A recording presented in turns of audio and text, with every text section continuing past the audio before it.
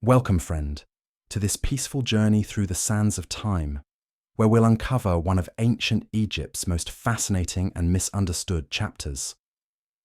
Tonight, we travel back over 3,500 years to explore the remarkable story of the Hyksos, the mysterious foreign rulers who transformed Egypt forever. Whether you're settling in for the night or simply seeking to slow the pace of your evening, I'm grateful you're here with me on this ancient adventure. The year is approximately 1650 BCE, and the Great Pyramids of Giza already stand as thousand-year-old monuments to a glorious past. But Egypt, the land that has known prosperity and divine kingship for millennia, finds itself under the rule of foreign kings whose very names sound alien to Egyptian ears. These are the Hyksos, a people whose story challenges everything we think we know about ancient conquest and cultural exchange. Have you ever wondered how an entire civilization could be transformed not through violent destruction, but through gradual infiltration and adaptation? The answer lies in understanding how the Hyksos didn't simply conquer Egypt through brute force, but rather wove themselves into the very fabric of Egyptian society so skillfully that they became pharaohs while maintaining their distinct cultural identity. What I'm about to reveal will transform your understanding of how ancient civilizations interacted, traded, and influenced one another across vast distances. This isn't just a story of conquest and resistance. This is the tale of how innovation, adaptation, and cultural flexibility could determine the rise and fall of empires long before the modern world existed. Let me take you inside the daily life of Kian, one of the most powerful Hyksos rulers, as he awakens in his palace at Avaris on a warm morning in the Nile Delta. The first rays of sunlight filter through the reed curtains of his bedchamber, illuminating walls decorated with a fascinating blend of Egyptian hieroglyphs and Canaanite motifs that tell the story of two cultures learning to coexist. Kian's morning routine reflects the complex identity of these foreign pharaohs. As he rises from his bed, crafted in the traditional Egyptian style but inlaid with cedar wood from his ancestral homeland of Lebanon, servants approach carrying water in bronze vessels bearing both Egyptian sacred symbols and designs that speak of distant northern kingdoms. The king's first act is not the traditional Egyptian prayer to Ra, but rather a moment of quiet reflection that combines elements of both Egyptian solar worship and the storm god Baal of his ancestors. His personal scribe, an Egyptian named Amenhotep, who has served the Hyksos court for over a decade, approaches with the morning's correspondence. The documents reveal the remarkable administrative complexity of Hyksos rule. There are reports from Egyptian governors in the south who continue to manage their territories using traditional methods, letters from Canaanite merchants seeking trade agreements, and diplomatic communications from kingdoms as far away as Babylon and Anatolia. Kian reviews these documents while his servants prepare his morning meal, a fascinating fusion of cuisines that exemplifies Hyksos cultural adaptation. The bread is baked in the traditional Egyptian manner from emmer wheat grown in the fertile delta soil, but it's accompanied by olive oil imported from Canaan and honey cakes flavoured with spices that arrived via trade routes the Hyksos had established with distant lands. The king drinks beer brewed according to Egyptian methods, but from barley varieties that his people had introduced from their northern homeland. As Kian breaks his fast, he discusses the day's agenda with his vizier, a remarkable man named Katie, whose very existence illustrates the complex social dynamics of Hyksos Egypt. Katie is ethnically Egyptian, but has risen to the highest administrative position under foreign rule, demonstrating how the Hyksos system rewarded competence regardless of ethnic origin. Their conversation flows seamlessly between Egyptian and a Semitic language, with technical terms borrowed from both traditions depending on the subject matter. The morning's first order of business involves reviewing construction projects in the capital city of Avaris.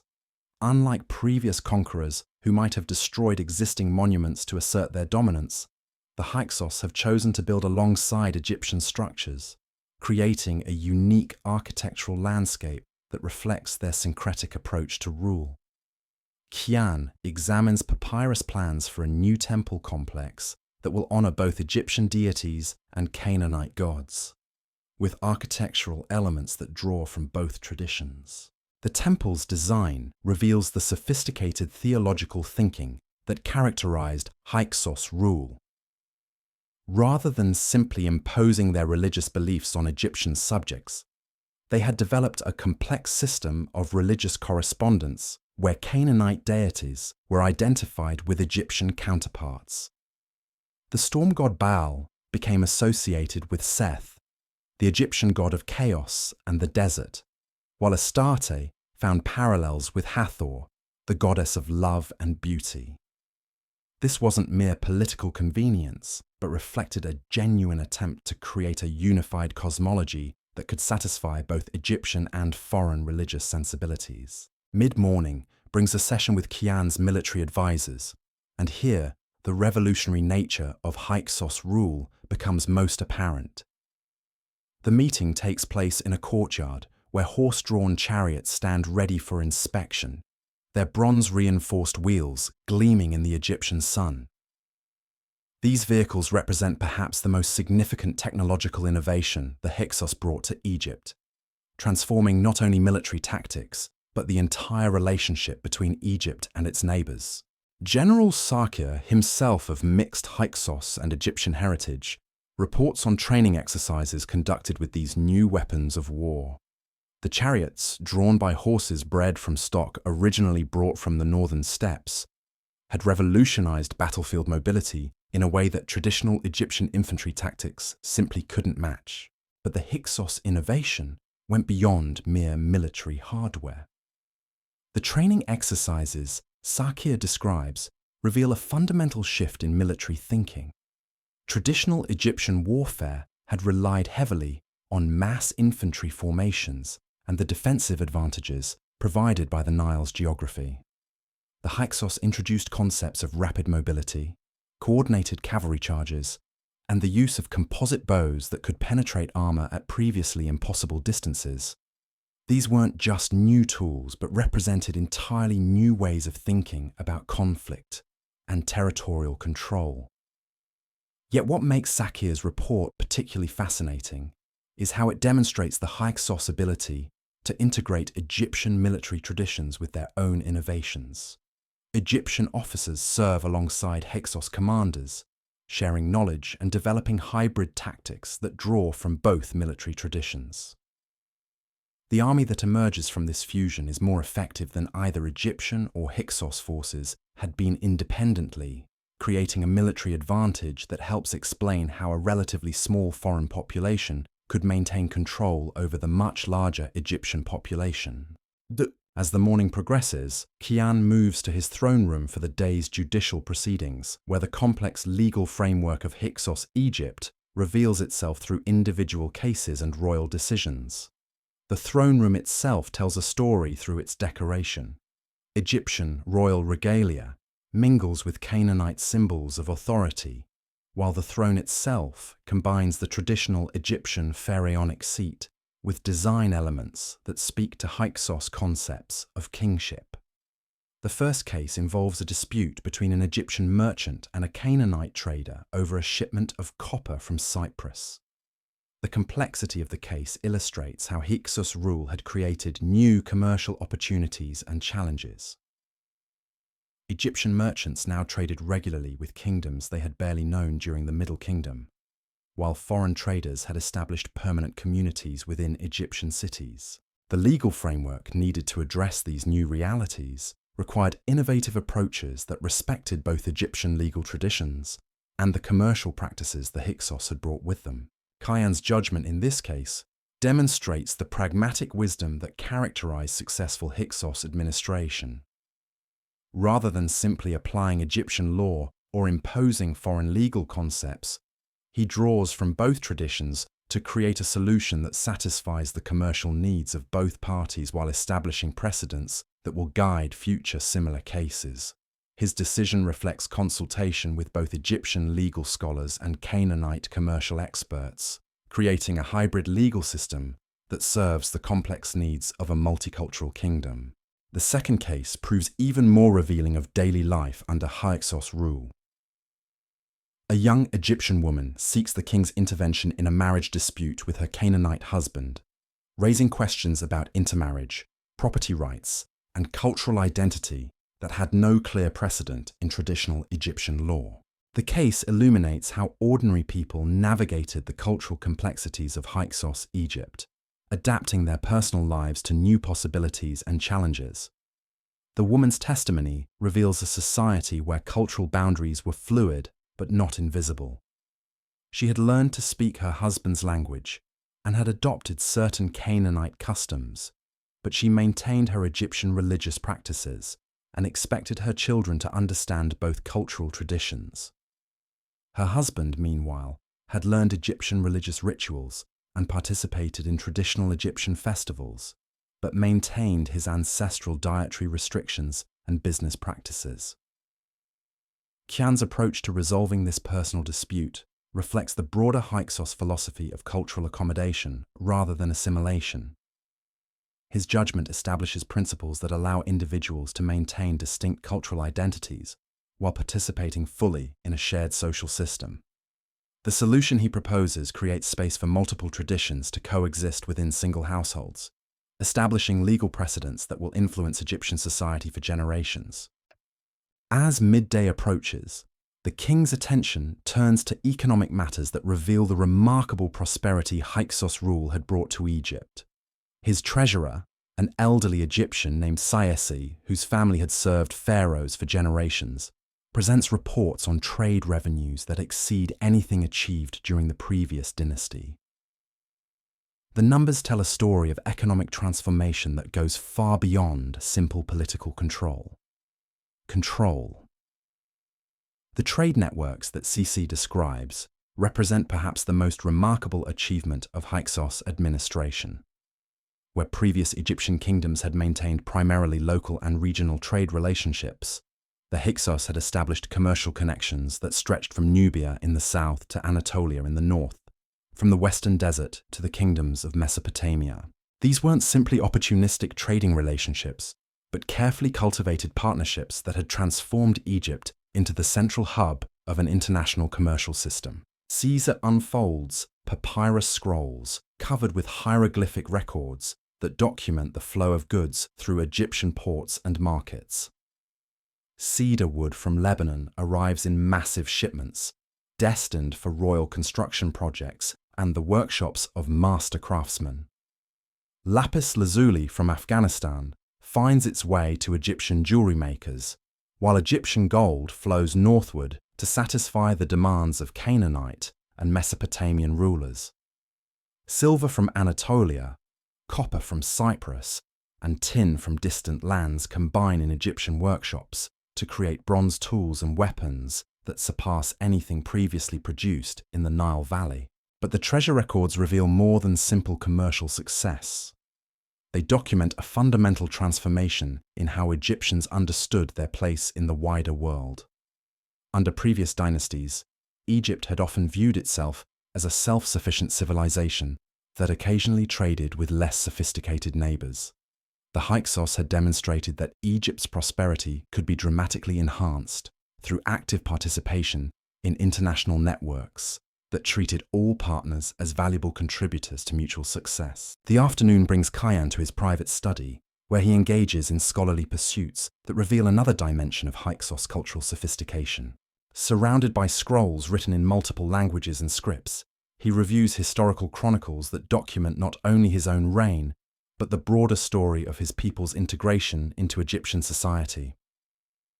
These documents, maintained by both Egyptian and foreign scribes, represent an unprecedented attempt to create comprehensive historical records that acknowledge multiple perspectives on the same events. Among the scrolls are diplomatic archives that illuminate the complex international relationships the Hyksos had fostered during their rule. Letters from the kings of Babylon discuss astronomical observations and mathematical innovations, while correspondence with Canaanite city-states reveals detailed negotiations over trade routes and military alliances.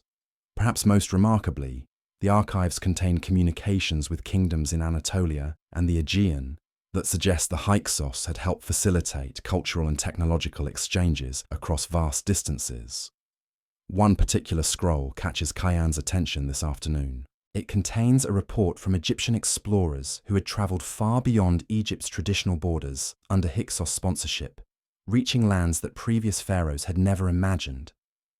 The explorers describe encounters with peoples whose customs and technologies offer new possibilities for Egyptian development, while their detailed observations of foreign agricultural techniques and craft methods provide practical knowledge that can benefit Egyptian farmers and artisans. The king's scholarly interests extend beyond mere record-keeping to active intellectual engagement with the ideas and innovations his reign has encountered.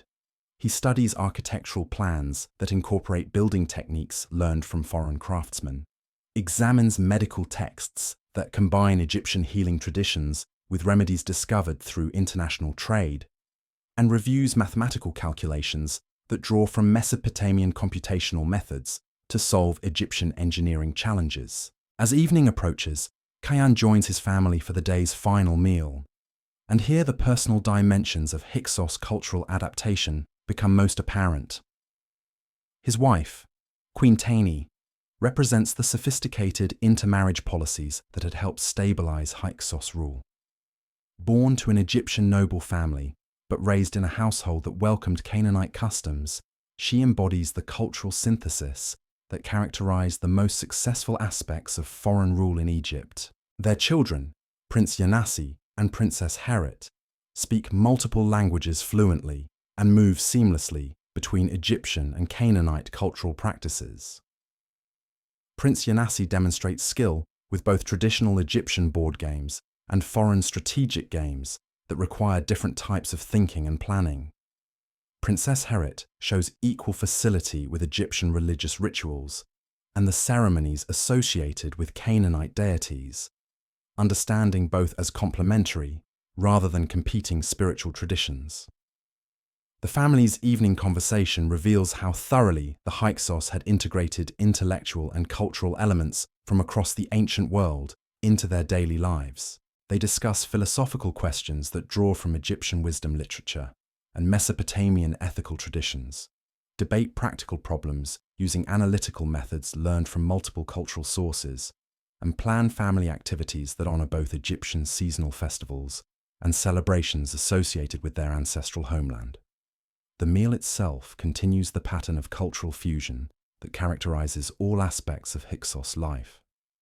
Fish from the Nile is prepared with spices that arrived through trade networks established by Hyksos merchants, vegetables grown in Egyptian soil using agricultural techniques learned from foreign farmers, and fruits imported from distant orchards that most Egyptians had never seen. Wine from local vineyards mingles with beverages that reflect northern brewing traditions, creating a cuisine that satisfies both Egyptian and foreign palates.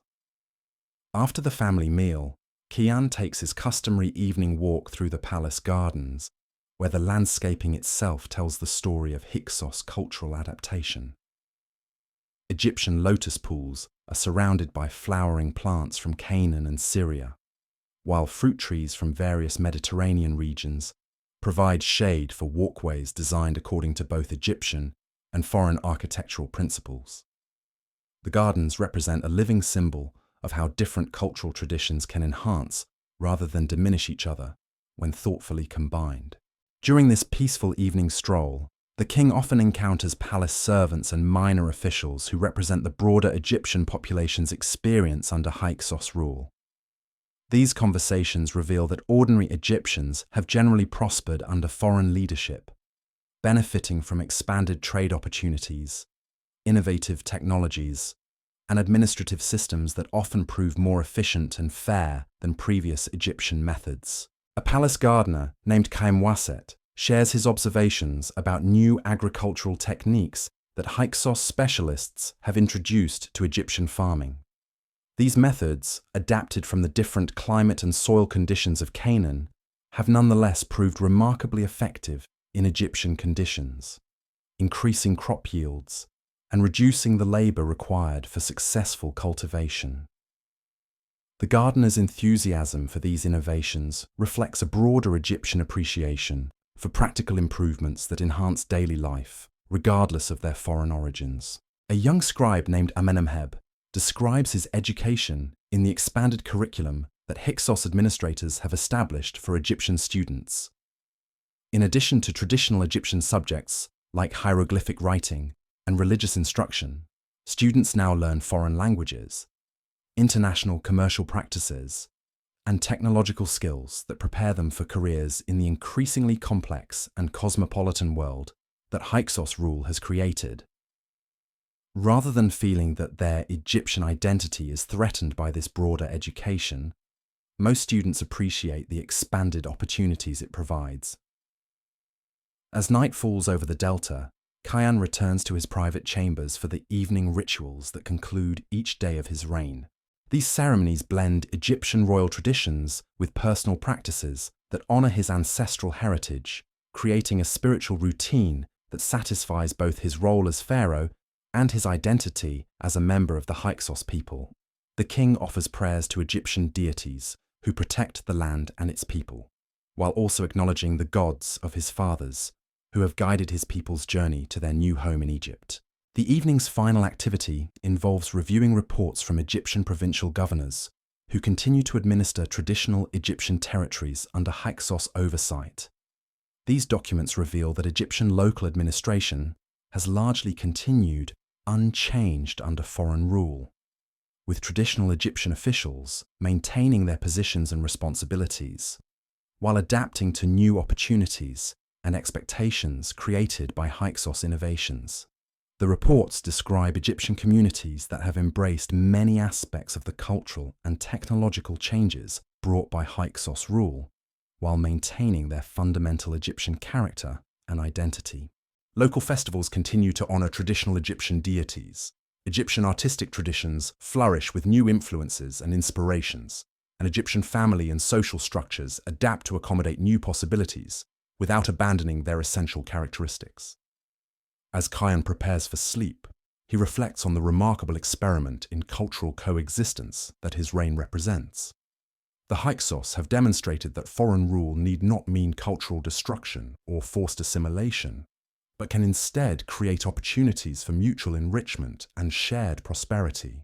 Their success in Egypt has depended not on military domination alone, but on their willingness to learn from Egyptian civilization while contributing their own knowledge and capabilities to the shared enterprise of effective governance. The king's bedchamber, where we began our journey through his day, contains artifacts and decorations that summarize the cultural synthesis he represents. Egyptian royal regalia rests alongside ceremonial objects from his ancestral homeland, while the room's decoration combines artistic motifs from both traditions in ways that create something entirely new yet respectful of both sources. Tonight, as we settle deeper into this ancient world, let me transport you to the bustling marketplaces of Avaris, where the remarkable story of Hyksos innovation unfolds through the lives of ordinary people whose daily experiences were transformed by foreign rule. The morning sun illuminates scenes that would have been impossible just generations earlier, revealing how completely the Hyksos had revolutionized Egyptian society. In the textile quarter, an elderly Egyptian weaver named Nefertiti works alongside her apprentice, a young Canaanite woman called Asherah, their fingers dancing across looms that represent a perfect fusion of technological traditions.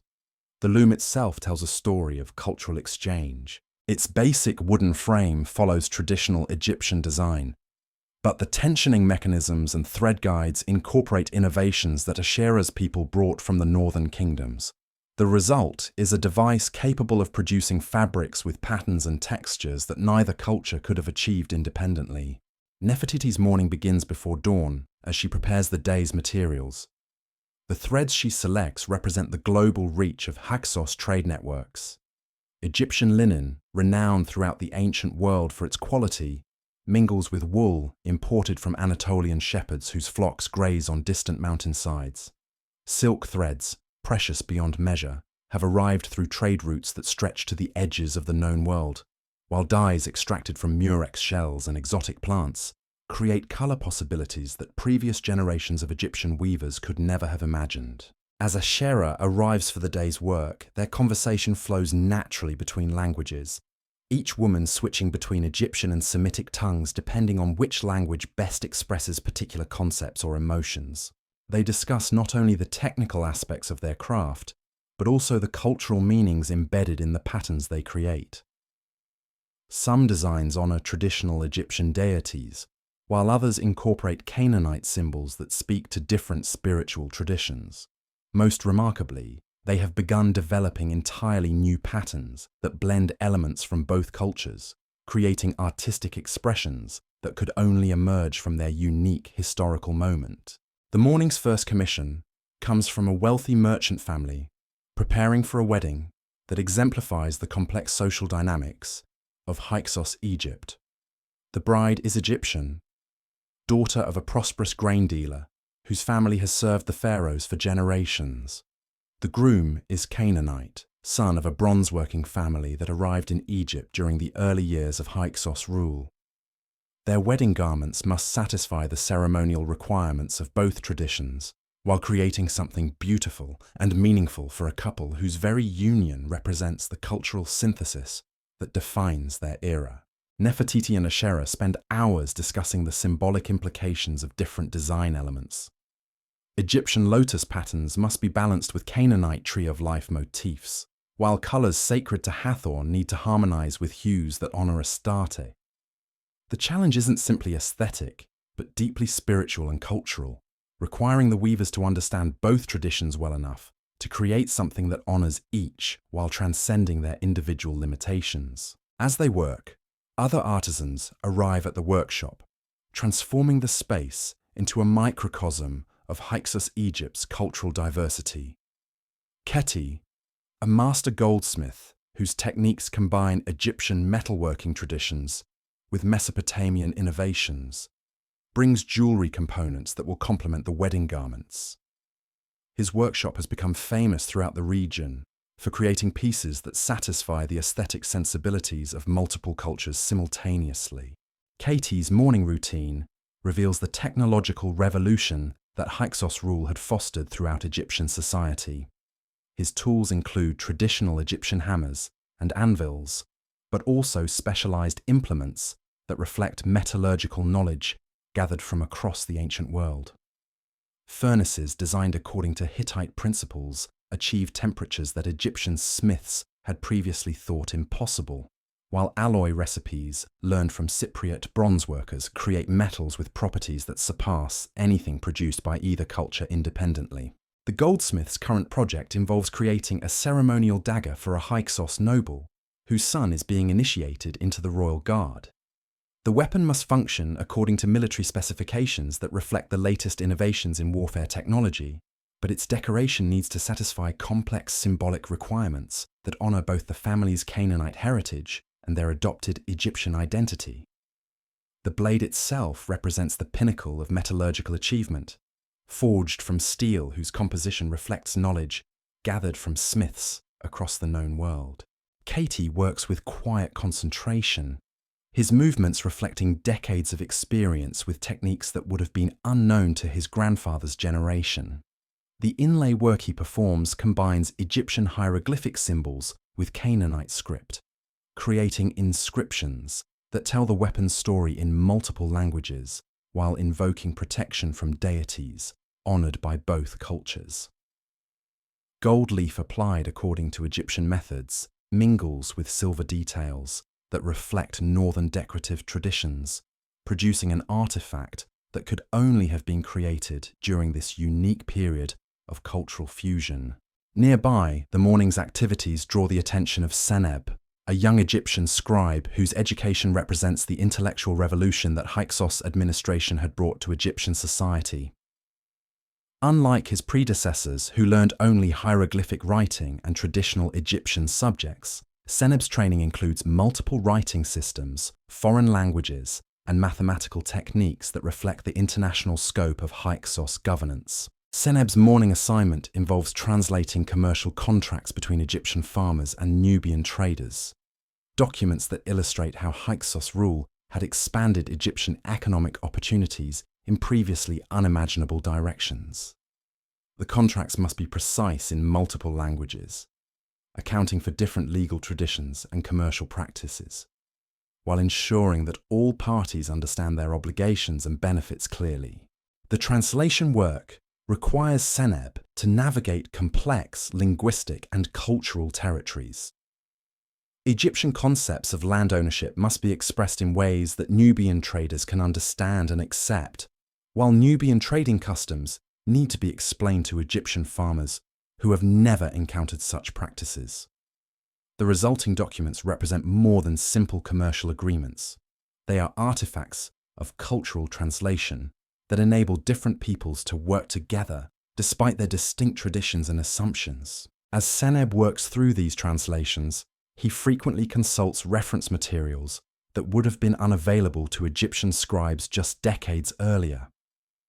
Lexicons that explain foreign terminology, maps that detail trade routes extending far beyond Egypt's borders, and legal precedents drawn from multiple cultural traditions provide the knowledge foundation that enables him to perform his sophisticated duties effectively.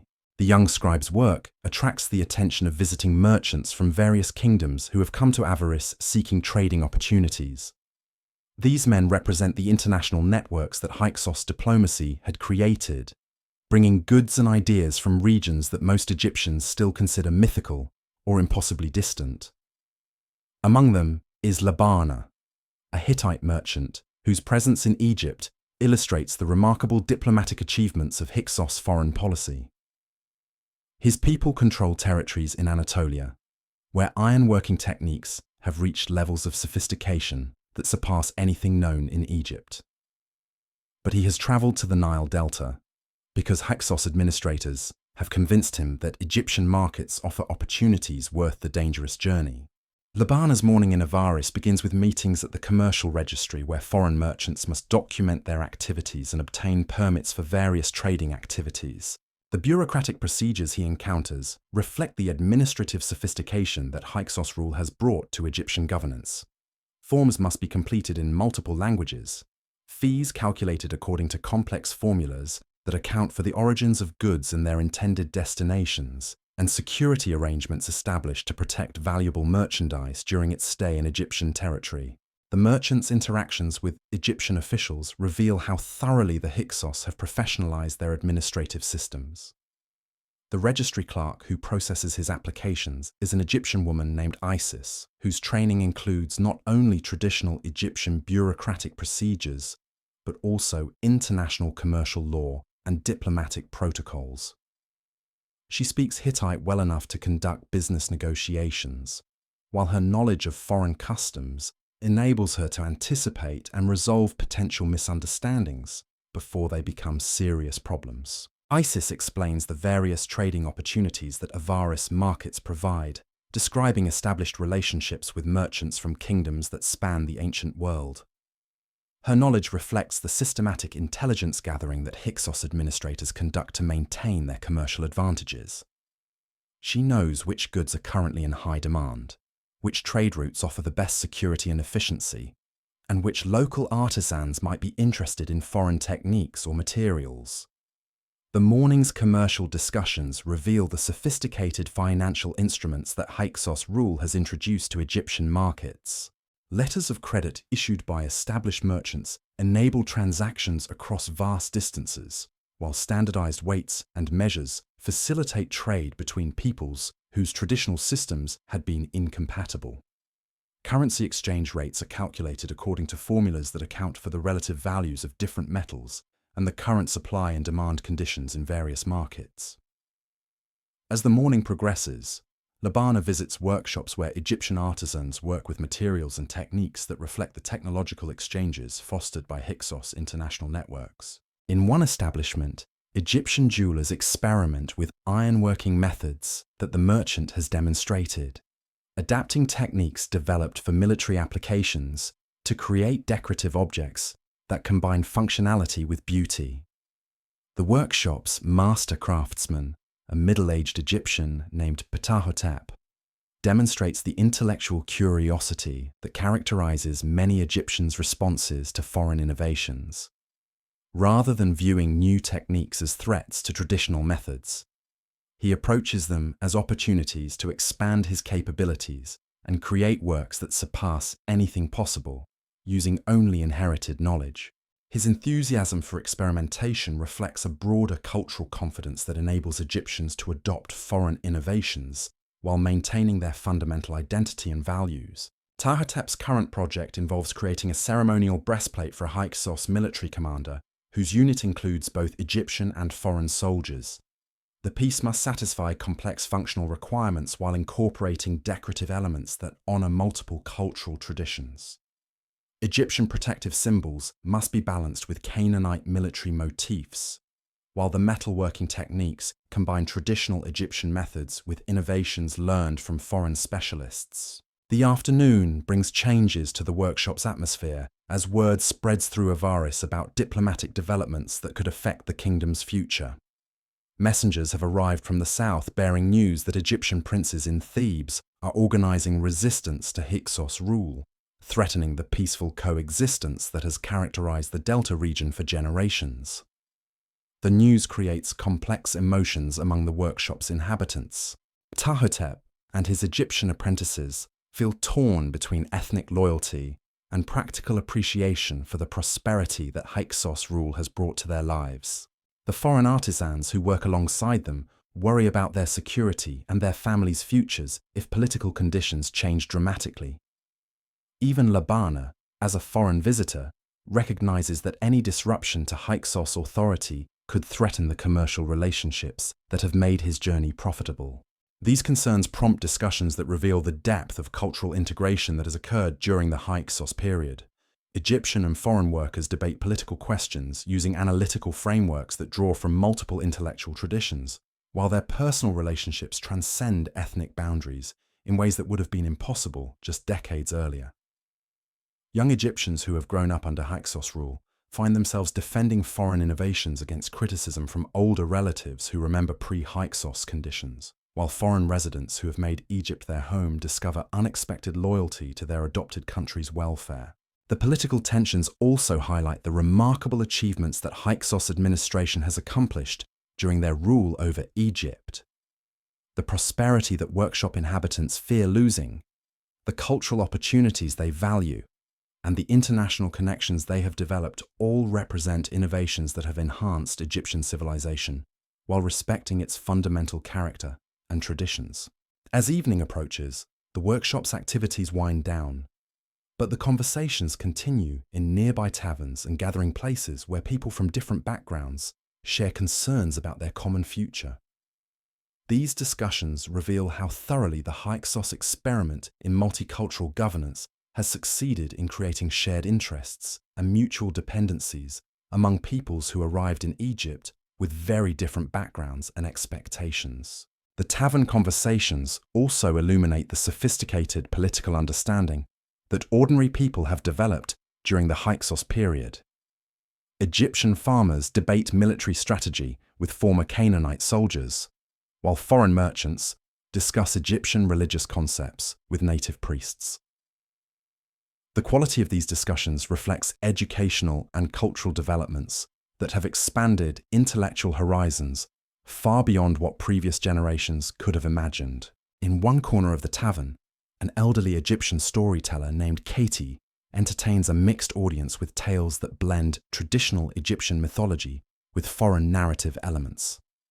His stories reflect the cultural synthesis that has emerged during Hyksos rule, creating new forms of artistic expression that satisfy audiences whose cultural backgrounds span the ancient world. The storyteller's technique adapts traditional Egyptian narrative structures to incorporate plot elements and character types drawn from Canaanite, Mesopotamian, and other foreign traditions. The evening's entertainment also includes musical performances that exemplify the artistic innovations fostered by cultural exchange. Egyptian musicians play instruments introduced by foreign settlers, while foreign performers adapt their traditional songs to Egyptian musical scales and rhythmic patterns. The resulting compositions create new forms of beauty that could only emerge from the unique historical circumstances that define their era. As night deepens over Avaris, The city's inhabitants retire to homes that reflect the architectural innovations introduced during Hyksos rule.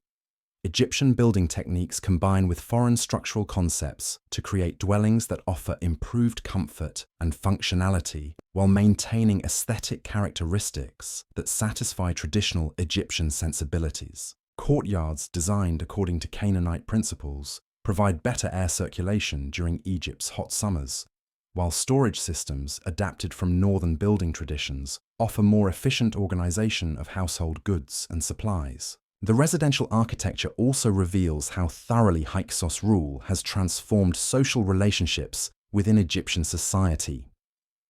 Houses designed to accommodate extended families that include members from different cultural backgrounds reflect new forms of kinship and community that transcend traditional ethnic boundaries. Shared courtyards and communal spaces facilitate interactions between neighbors whose ancestors would never have encountered each other, creating new forms of social solidarity that strengthen the kingdom's overall stability and cohesion.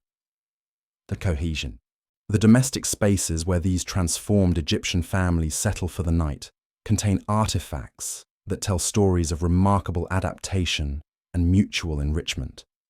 In the home of Jehuti, a middle-aged Egyptian administrator who has married Anat, a Canaanite woman whose family arrived during the early years of Hyksos settlement, the evening meal preparation reveals the daily reality of cultural fusion that has become commonplace throughout the Delta region.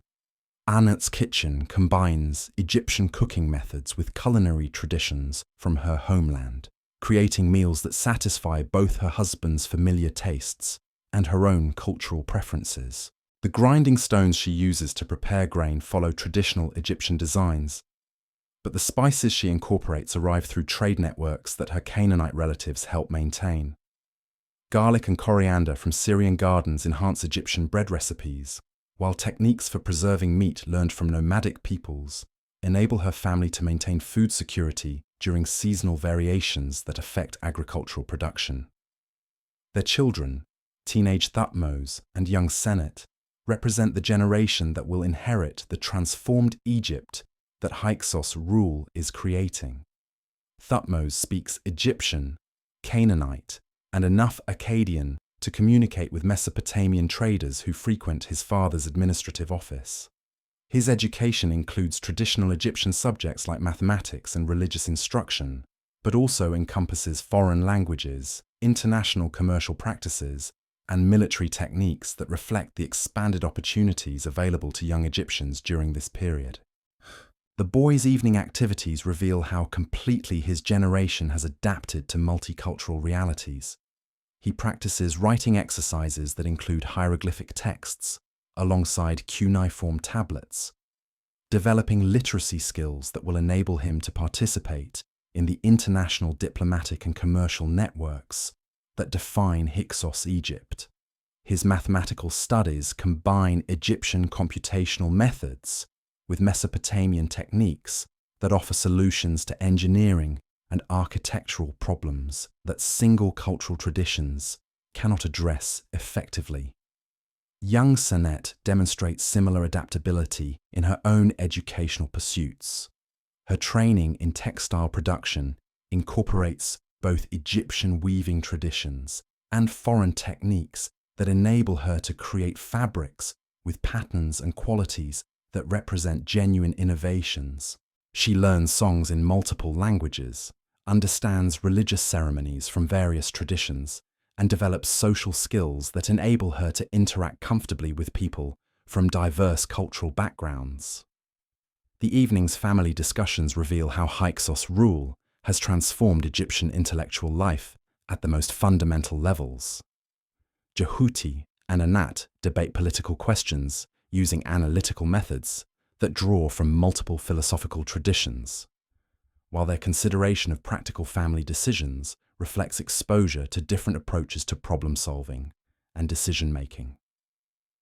Their conversations about their children's futures assume opportunities that would have been unimaginable during previous Egyptian dynasties. When the family gathers for evening prayers, their religious observances reflect the theological synthesis that has emerged under Hyksos rule. They offer thanks to Egyptian deities who protect their household and ensure agricultural prosperity, while also acknowledging Canaanite gods who watch over travelers and merchants. Their prayers reflect genuine spiritual integration rather than mere diplomatic accommodation, creating religious experiences that satisfy their complex cultural identities. After the children retire to their sleeping quarters, Jehuti and Anat spend quiet evening hours discussing administrative challenges that illustrate the sophisticated governmental systems that Hyksos rule has created. Jehuti's work involves coordinating between traditional Egyptian provincial authorities and the newer international networks that Hyksos diplomacy has established. His responsibilities require him to understand not only Egyptian law and custom, but also foreign legal traditions and commercial practices that affect his administrative decisions. The documents Jehuti reviews during these evening work sessions reveal the remarkable scope of Hyksos governmental innovation. Tax records reflect new revenue sources created through expanded international trade, while legal precedents establish procedures for resolving disputes that involve multiple cultural traditions and legal systems. Diplomatic correspondence demonstrates the sophisticated intelligence networks that Hyksos administrators maintain to monitor political developments throughout the ancient world. Anat contributes to these evening discussions from her perspective as someone who maintains connections with Canaanite communities throughout the region. Her knowledge of foreign customs and languages enables her to interpret communications and events that might otherwise confuse Egyptian officials unfamiliar with international developments. Her insights help Jehuti understand the broader context of administrative decisions and their potential implications for local communities. Their conversations also reveal the personal dimensions of cultural adaptation that affect all residents of Hyksos, Egypt. Both husband and wife have had to learn new ways of thinking about identity, loyalty, and community belonging that transcend the simpler ethnic categories that defined previous generations. Their marriage represents not just personal affection, but also a conscious choice to participate in the cultural synthesis that defines their historical moment. As the evening progresses, neighbors arrive for informal social gatherings that have become common throughout Avaris during the Hyksos period. These gatherings bring together Egyptian and foreign families for conversations and entertainment that reflect the social integration that has emerged under foreign rule. The participants discuss current events, share knowledge about various subjects, and develop personal relationships that strengthen the community bonds essential for political stability.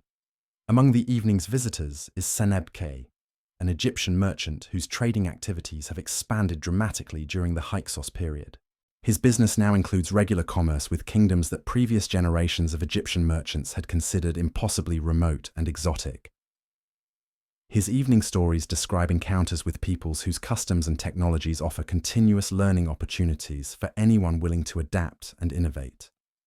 Senebke's trading partner, a Canaanite merchant named Reshep, contributes his own perspectives on the commercial opportunities that Hyksos rule has created throughout the region. His family's business has prospered through careful attention to the cultural sensitivities that affect international commerce, while their success demonstrates how foreign settlers can contribute to Egyptian prosperity without threatening traditional Egyptian interests. The merchant partners discuss specific examples of successful cultural adaptation that illustrate broader patterns of innovation and cooperation. They describe Egyptian artisans who have learned foreign techniques that enable them to create products with enhanced quality and market appeal, while foreign craftsmen have adapted their traditional skills to Egyptian materials and aesthetic preferences. These individual success stories reflect systematic approaches to cultural exchange that benefit all participants. Their conversation also addresses the political tensions that threaten the stability and prosperity that Hyksos rule has created. Both merchants understand that their commercial success depends on continued peaceful coexistence between Egyptian and foreign populations, while any return to ethnic conflict could destroy the international networks that have made their prosperity possible. Their concern about political developments reflects broader anxieties among people whose lives have been enhanced by cultural integration. The evening's discussions include detailed analysis of the military situation developing in southern Egypt, where Theban princes are organizing resistance to Hyksos authority. The merchants' perspectives on these developments reflect sophisticated understanding of both political and economic factors that could influence the conflict's outcome. Their analysis draws from intelligence gathered through their commercial networks and their personal relationships with people throughout the region. Senebkai describes reports from Egyptian traders who have visited Theban territories, bringing information about military preparations and political sentiment among populations that remain under traditional Egyptian rule. These accounts suggest that southern Egyptians view Hyksos rule with suspicion and resentment that could fuel sustained resistance efforts, while their leaders possess military capabilities that could pose serious challenges to foreign authority. Reshep contributes intelligence gathered through Canaanite networks that maintain connections with peoples throughout the Levant and beyond. His sources describe foreign military advisors who have arrived in Theban territories, bringing weapons and tactical knowledge that could enhance Egyptian resistance capabilities. These developments suggest that the conflict could involve not just domestic political rivalries, but also international alliances that complicate any military resolution. The merchant's analysis reveals the sophisticated intelligence-gathering capabilities that commercial networks provide to Hyksos administrators. Traders who travel throughout the ancient world observe political and military developments that could affect Egyptian security, while their personal relationships with people from various backgrounds provide information that formal diplomatic channels might not detect. This commercial intelligence supplements official intelligence services and contributes to the comprehensive understanding that effective governance requires. As the evening gathering continues, other participants contribute their own perspectives on current developments and their potential implications. Kamwaset, an Egyptian priest whose temple has incorporated certain Canaanite religious elements, describes theological discussions that address questions about divine approval for foreign rule in Egypt. His observations reveal ongoing religious debates that could influence popular support for either Hyksos authority or Egyptian resistance movements. The priest explains how traditional Egyptian religious concepts have been reinterpreted during the Hyksos period to accommodate new political realities, while maintaining spiritual continuity with ancestral traditions. These theological adaptations enable Egyptian priests to serve foreign rulers without compromising their religious integrity, while also providing spiritual justification for the cultural innovations that have enhanced Egyptian civilization during this period. Kamwaset's temple experiences also illuminate the practical challenges that religious institutions face during periods of cultural change. His congregation includes both Egyptian and foreign worshippers, whose spiritual needs require services that honor multiple religious traditions while maintaining coherent theological messages. The solutions he has developed reflect broader patterns of cultural synthesis that characterize successful adaptation throughout Hyksos, Egypt. The priest's concerns about potential political changes reflect understanding that religious institutions could be particularly vulnerable during any restoration of traditional Egyptian rule.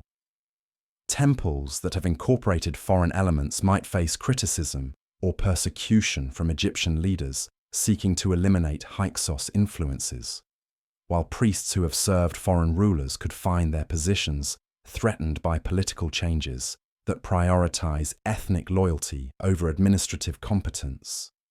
These religious considerations add another dimension to the evening's political discussions, as participants recognize that cultural and spiritual issues could prove as important as military factors in determining the outcome of developing conflicts.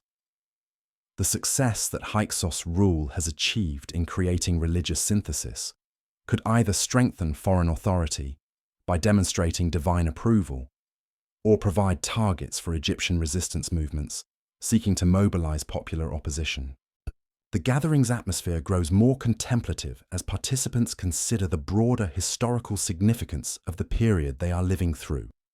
Many recognize that they are witnessing and participating in cultural developments that could influence Egyptian civilization for generations to come. while the political tensions currently emerging could determine whether these innovations survive or disappear with the foreign dynasty that created them. Djibouti reflects on the administrative reforms that have improved governmental efficiency and effectiveness during his career under Hyksos rule.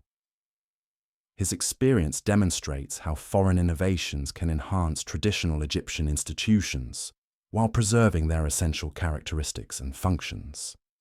The question that concerns him is whether these improvements can survive political changes that might prioritize ethnic considerations over practical effectiveness. Anat shares her observations about the social changes that have created new opportunities for women and foreign residents during the Hyksos period. Her own life exemplifies possibilities that would have been unavailable to previous generations, while her children represent the potential for continued cultural development if current conditions can be maintained. Her concerns focus on protecting the social progress that has emerged from cultural integration. As the evening concludes, participants recognize that their gathering itself represents the social innovations that define their historical moment. The ability of people from different backgrounds to meet as equals, share concerns about common challenges, and develop cooperative approaches to complex problems reflects achievements that transcend simple political or military considerations. The conversations that have filled their evening demonstrate the intellectual sophistication that has emerged from cultural exchange, while the personal relationships that have developed among participants illustrate the social capital that effective multicultural societies require. These achievements represent genuine progress that could be lost if political developments prioritize ethnic conflict over cooperative problem solving. When the guests finally depart for their own homes, Djibouti and Anat spend quiet moments reflecting on the uncertain future that faces their family and their community. Their evening's discussions have clarified the stakes involved in current political developments, while their personal experiences provide evidence of the benefits that cultural integration has created for ordinary people throughout Hyksos, Egypt. Their final conversations before sleep focus on practical preparations that might be necessary if political conditions deteriorate, while also acknowledging the hope that wisdom and mutual benefit will prevail over ethnic prejudice and military confrontation. Their plans for their children's education and their own professional activities assume continued stability, while also considering adaptations that might be necessary during less favorable circumstances. The house grows quiet as family members settle into sleep patterns that reflect the security and prosperity that have characterized their lives under Hyksos rule. Their dreams carry hopes for continued peace and progress, while their unconscious minds process the complex realities of living through a period of remarkable cultural innovation that faces uncertain political challenges. Throughout Avaris, similar scenes unfold in homes that represent the social synthesis achieved during decades of successful foreign rule in Egypt. Families that include members from multiple cultural backgrounds settle into evening routines that honor various traditions, while creating new forms of domestic life that could only emerge from their unique historical circumstances. The city's night sounds include languages from across the ancient world, while the aromas that drift from kitchen windows reflect culinary traditions that span continents and cultures.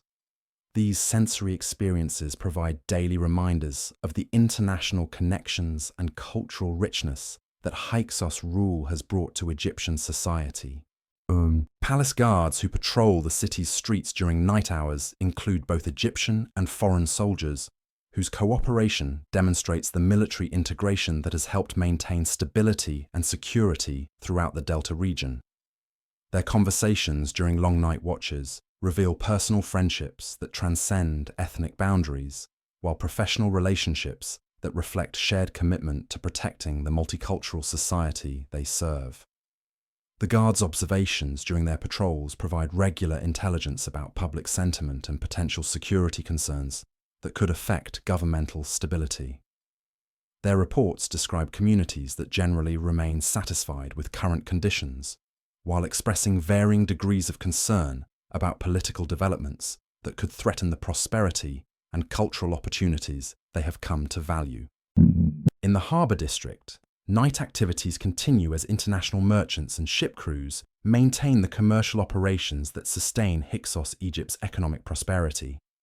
Workers who load and unload vessels carrying goods from across the ancient world represent the labour force that makes international commerce possible, while their multicultural composition reflects the social integration that has emerged throughout Egyptian society.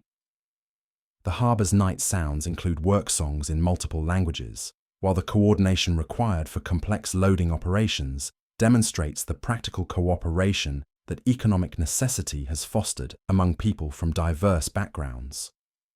These activities continue regardless of political tensions elsewhere, reflecting the economic momentum that Hyksos innovations have created. Warehouse supervisors who oversee nighttime operations possess detailed knowledge of international trade patterns and commercial relationships that extend far beyond Egypt's borders. Their work requires understanding of foreign languages, customs regulations, and quality standards that reflect the sophisticated commercial systems that Hyksos administration has established.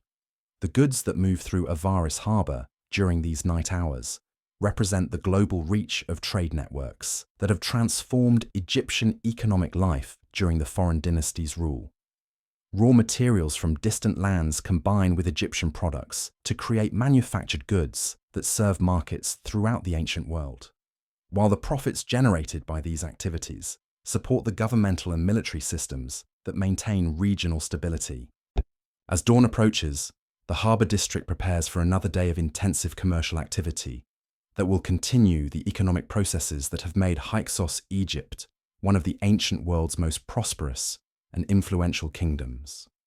The success of these operations depends on continued political stability and international cooperation that current tensions could potentially threaten. Throughout the sleeping city, dreams and unconscious thoughts process the complex realities of life during a period of remarkable cultural achievement that faces uncertain political challenges. The innovations and adaptations that have defined daily life during Hyksos rule have created new forms of human possibility that participants hope can survive whatever political changes the future might bring. The night sky above Avaris contains the same stars that have witnessed the rise and fall of countless civilizations throughout human history, while the cultural synthesis achieved during this particular historical moment represents humanity's endless capacity for adaptation, innovation, and mutual enrichment when different peoples choose cooperation over conflict.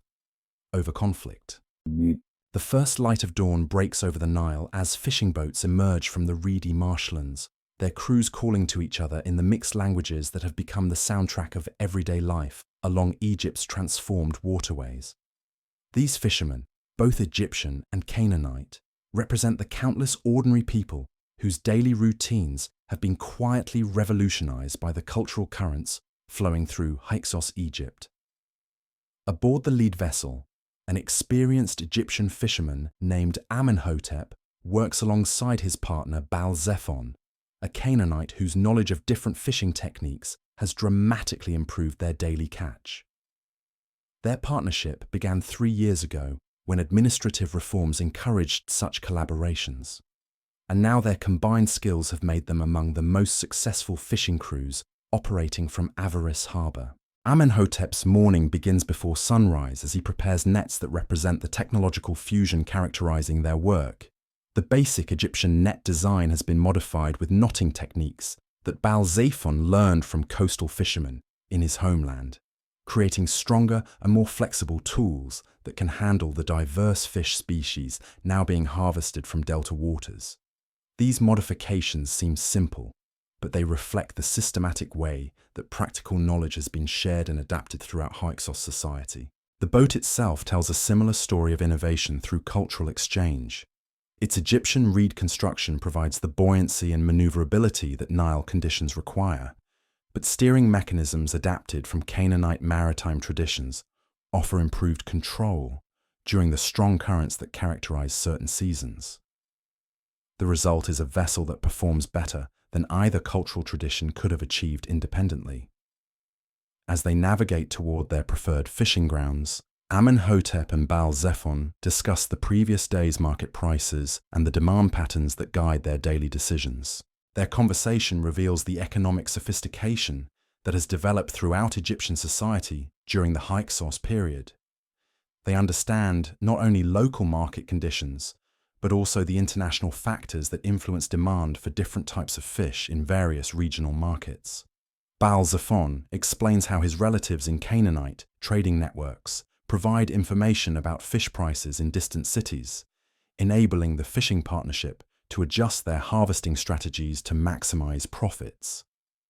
This commercial intelligence represents the kind of practical benefit that cultural integration has created for ordinary working people throughout the Delta region. Their fishing techniques combine methods that neither partner could have employed effectively alone. Amenhotep's intimate knowledge of Nile fish behavior patterns guides their selection of fishing locations, while Baal-zephon's expertise with different net deployment strategies enables them to harvest species that traditional Egyptian methods often missed.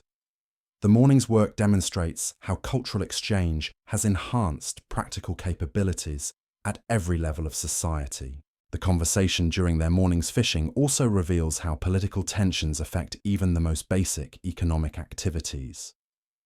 Reports of military preparations in southern Egypt have created uncertainty about trade relationships that could affect fish markets, while concerns about potential conflicts influence decisions about equipment investments and partnership arrangements. Despite these concerns, both fishermen express appreciation for the opportunities that Hyksos rule has created for people like themselves. Their partnership has provided economic benefits that would have been impossible under previous systems, while their personal friendship demonstrates the social bonds that have developed across cultural boundaries throughout Egyptian society. When they return to harbour with their morning catch, the market scenes they encounter illustrate the commercial vitality that has emerged during the foreign dynasty's rule. Fish merchants from various backgrounds compete for the best products, while their negotiations are conducted in the multilingual bargaining language that has evolved to facilitate complex commercial transactions. Among the merchants waiting for their return is Kenti, an Egyptian fish dealer whose business has expanded dramatically during the Hyksos period. Her stall now serves customers from across the ancient world, requiring her to understand quality standards and preparation methods that reflect diverse cultural preferences. This morning, she purchases specific species that she knows will appeal to Mesopotamian traders currently visiting Avaris. Kenti's success illustrates how Hyksos commercial policies have created new opportunities for Egyptian entrepreneurs willing to adapt their traditional practices to serve international markets. Her knowledge of foreign tastes and customs enables her to command premium prices for carefully selected products, while her reputation for reliability has attracted steady customers from multiple cultural backgrounds. The morning market activities also reveal the regulatory innovations that Hyksos administration has introduced to ensure fair trading practices and product quality. Inspectors who monitor commercial transactions include both Egyptian and foreign officials, whose combined expertise enables them to detect problems that single cultural perspectives might miss.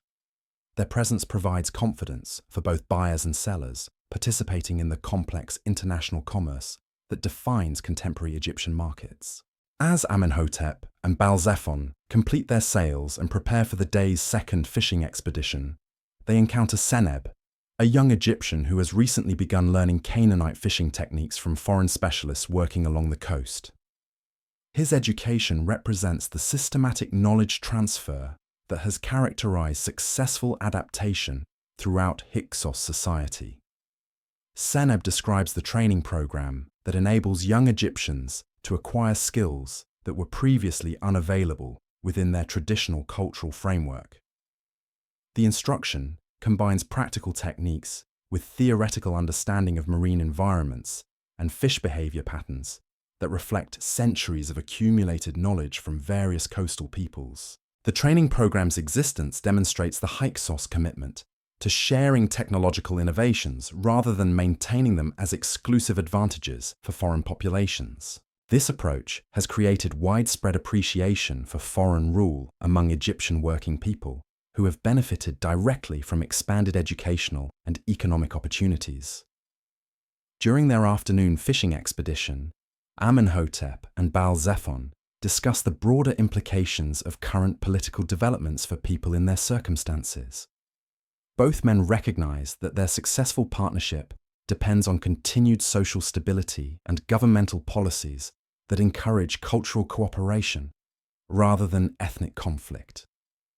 Their conversation reveals sophisticated understanding of how political changes could affect their daily lives and long-term prospects. Any restoration of traditional Egyptian rule might eliminate the administrative support and commercial opportunities that have enabled their success, while ethnic tensions could destroy the personal relationships that form the foundation of their economic cooperation. Despite these concerns, both fishermen express confidence that the practical benefits of cultural integration have created sufficient popular support to resist attempts to restore previous systems that served ordinary people less effectively.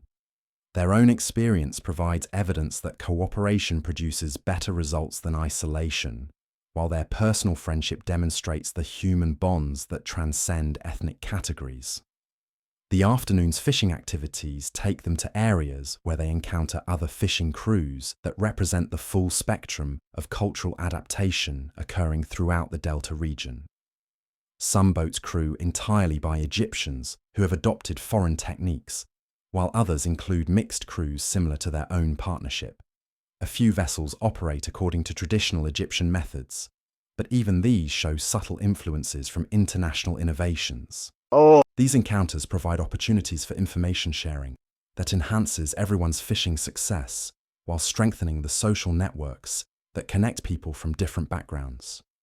Conversations between crews include technical discussions about fishing methods, commercial intelligence about market conditions, and personal news that maintains community bonds despite the cultural diversity that defines contemporary Egyptian society. The afternoon's catch proves even more successful than the morning's harvest, confirming the effectiveness of their combined techniques and cultural knowledge.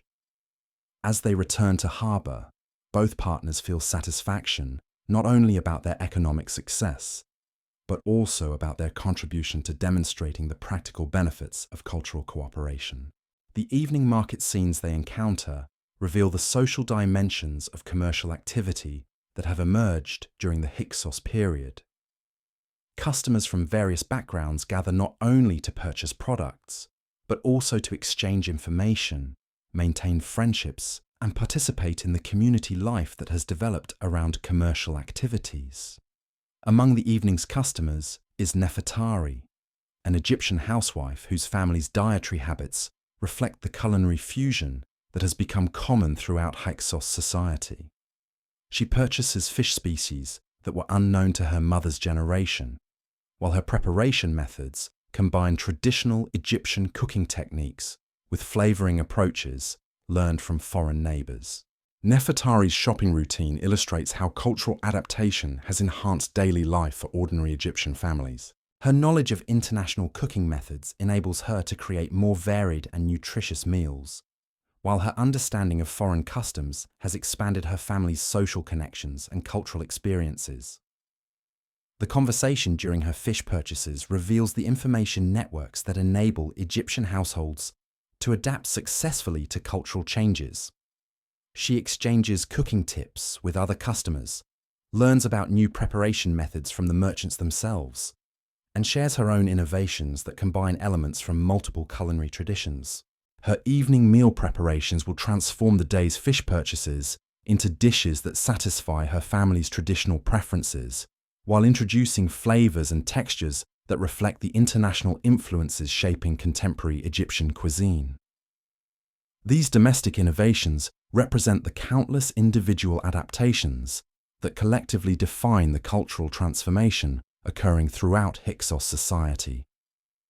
As evening settles over Avaris harbour, the fishing crews complete their daily maintenance routines that prepare their equipment for the following day's work. These activities demonstrate the systematic approach to technological innovation that has characterized successful adaptation throughout the Hyksos period. Net repairs incorporate techniques learned from foreign specialists, while boat maintenance procedures combine traditional Egyptian methods with innovations that enhance durability and performance.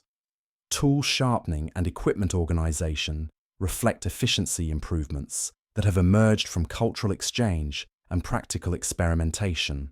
The evening's maintenance work also provides opportunities for continued learning and skill development that extend the educational benefits of cultural cooperation. Experienced fishermen share knowledge with younger crew members, while specialists from different backgrounds contribute insights that enhance everyone's technical capabilities.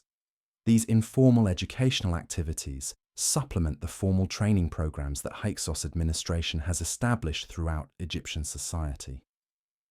The combination of systematic instruction and practical experience has created learning opportunities that surpass anything available during previous dynasties. When the day's work finally concludes, Amenhotep and Baal-Zephon join other fishing crews at waterfront gathering places where the social dimensions of cultural integration become most apparent. These evening gatherings bring together people from various backgrounds for conversations and entertainment that strengthen community bonds while providing forums for discussing concerns and sharing information. The tavern conversations include detailed analysis of current political developments and their potential implications for working people throughout the Delta region.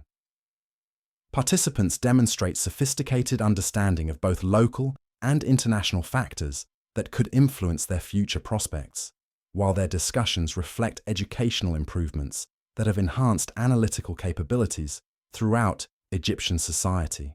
Musicians who entertain the evening gatherings perform compositions that blend traditional Egyptian melodies with rhythmic patterns and instrumental techniques learned from foreign traditions. These musical innovations create new forms of artistic expression that satisfy audiences whose cultural experiences span multiple traditions. Storytellers who contribute to the evening's entertainment adapt traditional Egyptian narratives to incorporate characters and plot elements that reflect the multicultural realities of contemporary society. Their tales celebrate both Egyptian heritage and foreign contributions while creating new mythologies that help audiences understand their transformed world. The evening's entertainment also includes games and competitions that demonstrate the recreational innovations emerging from cultural exchange. Traditional Egyptian board games are played alongside foreign strategic games, while athletic competitions combine elements from various cultural traditions to create new forms of physical challenge and skill demonstration. These recreational activities provide relaxation and enjoyment while also serving important social functions that strengthen community bonds across cultural boundaries. Participants develop personal relationships that transcend ethnic categories while learning about different approaches to problem solving and strategic thinking. As the evening progresses, conversations gradually shift from entertainment to more serious discussions about political developments and their potential consequences for communities throughout the Delta region. These discussions reveal the depth of concern that ordinary people feel about threats to the stability and prosperity that have characterized their lives during the Hyksos period. Participants share information gathered through their various professional and social networks, creating comprehensive understanding of military preparations and political developments occurring throughout Egypt and neighboring kingdoms. Their analysis demonstrates the intelligence-gathering capabilities that commercial and social networks provide to communities seeking to understand and respond to changing circumstances. The political discussions also reveal the genuine appreciation that working people feel for the opportunities and improvements that Hyksos rule has created in their daily lives. Their personal experiences provide compelling evidence of the practical benefits that cultural cooperation and administrative innovation have produced for ordinary Egyptian families. Despite their concerns about potential conflicts, most participants express confidence that the advantages of current systems will ultimately prevail over attempts to restore less effective traditional arrangements. Their optimism reflects understanding that successful innovations tend to survive political changes because they serve genuine human needs more effectively than previous methods. When the gatherings finally conclude and participants disperse to their homes throughout the harbour district, the conversations continue in smaller groups that maintain the social connections essential for community cohesion. These ongoing discussions help process the complex emotions and concerns that arise during periods of political uncertainty. The residential areas where fishing families settle for the night reflect the architectural innovations that have emerged during the Hyksos period. Housing designs combine traditional Egyptian structural methods with foreign improvements that enhance comfort, functionality, and efficiency. Family homes include storage areas designed according to Canaanite principles that provide better organization of fishing equipment and household supplies, while cooking facilities incorporate features that support the diverse culinary traditions that have become common throughout Egyptian society. The domestic spaces also accommodate the expanded social relationships that characterize contemporary family life. Guest areas enable families to host visitors from various cultural backgrounds, while children's spaces reflect the educational needs of young people who must master multiple languages and cultural competencies. As families settle into their evening routines, the conversations that fill these homes reveal how thoroughly cultural integration has transformed private as well as public life. Parents discuss their children's educational progress in programs that combine traditional Egyptian subjects with international knowledge and skills, while young people share experiences that would have been impossible for previous generations. The bedtime stories that parents tell their children incorporate elements from multiple cultural traditions, creating new narratives that help young minds understand and appreciate the diverse world they are inheriting.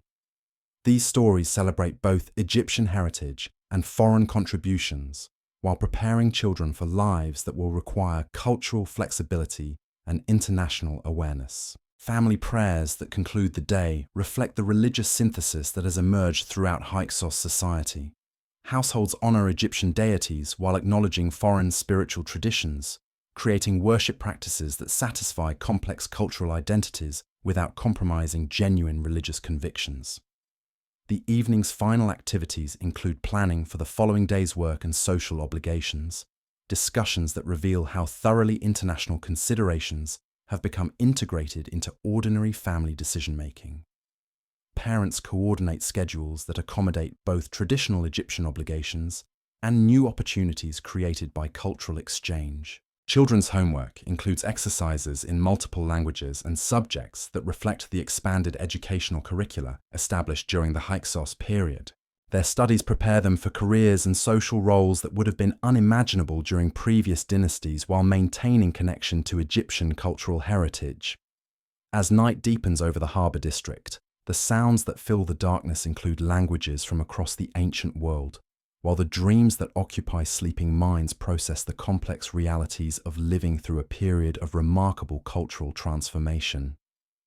The fishing families who have found prosperity and satisfaction through cultural cooperation represent millions of ordinary people whose lives have been enhanced by the innovations and opportunities that define Hyksos Egypt. Their stories of successful adaptation and mutual enrichment provide powerful testimony to the human capacity for positive change when different peoples choose cooperation over conflict.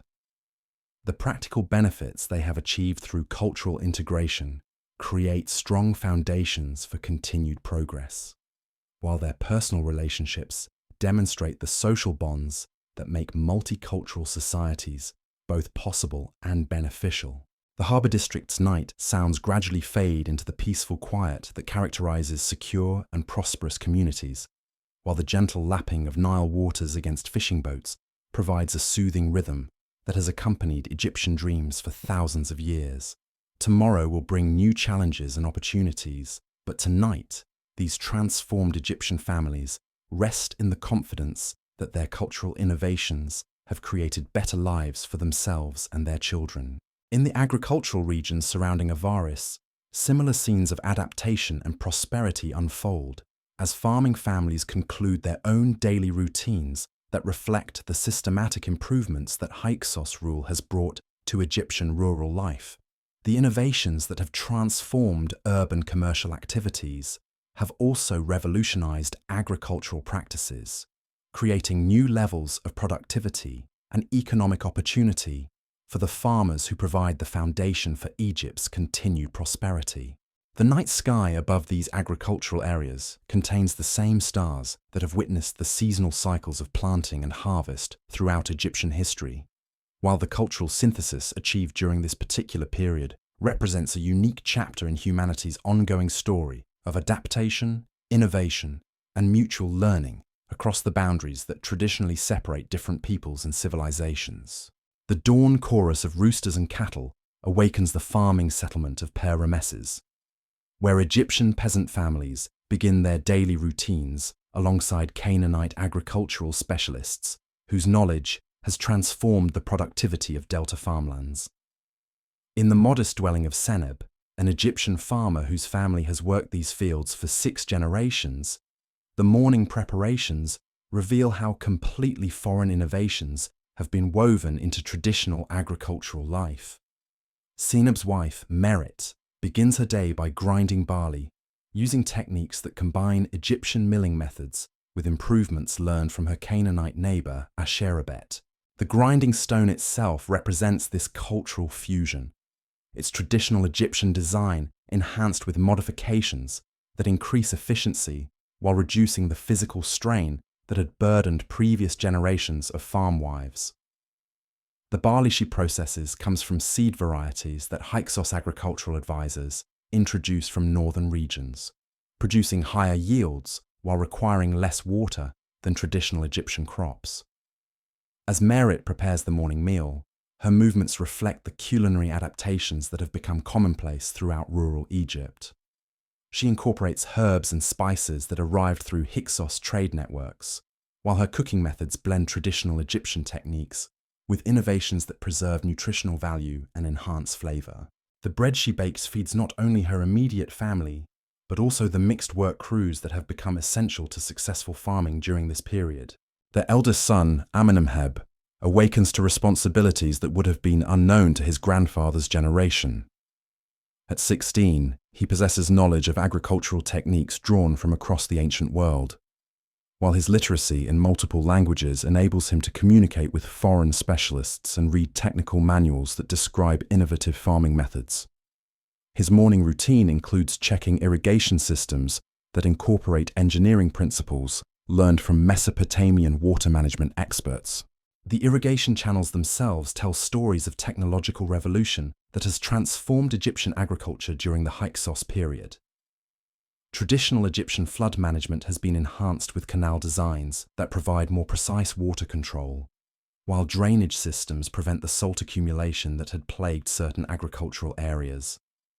These improvements required cooperation between Egyptian workers familiar with local conditions and foreign engineers who brought specialized technical knowledge. Young Amenemheb's inspection of these systems reveals the sophisticated understanding of hydraulic engineering that has become common among Egyptian farmers during this period. He can calculate water flow rates, adjust channel depths to optimize distribution, and maintain the bronze gates and wooden locks that regulate seasonal flooding. His technical competence reflects educational opportunities that have expanded far beyond traditional agricultural training. The morning's agricultural work begins with meetings between Egyptian farmers and Canaanite specialists who coordinate the day's activities according to seasonal requirements and crop management principles that draw from multiple agricultural traditions.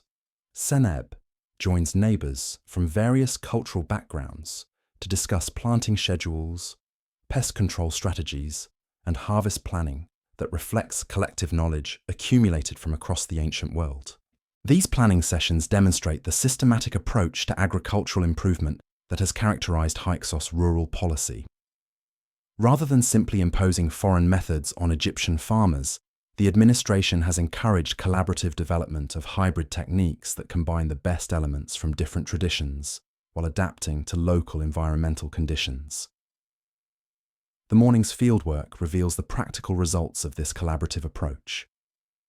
Egyptian farmers work alongside Canaanite specialists, using tools that represent technological fusion at its most effective. Plows designed according to traditional Egyptian principles incorporate bronze reinforcements and improved blade designs that increase efficiency while reducing animal labor requirements. Seed drills adapted from northern agricultural regions enable more precise planting that maximizes crop yields while conserving valuable seed supplies.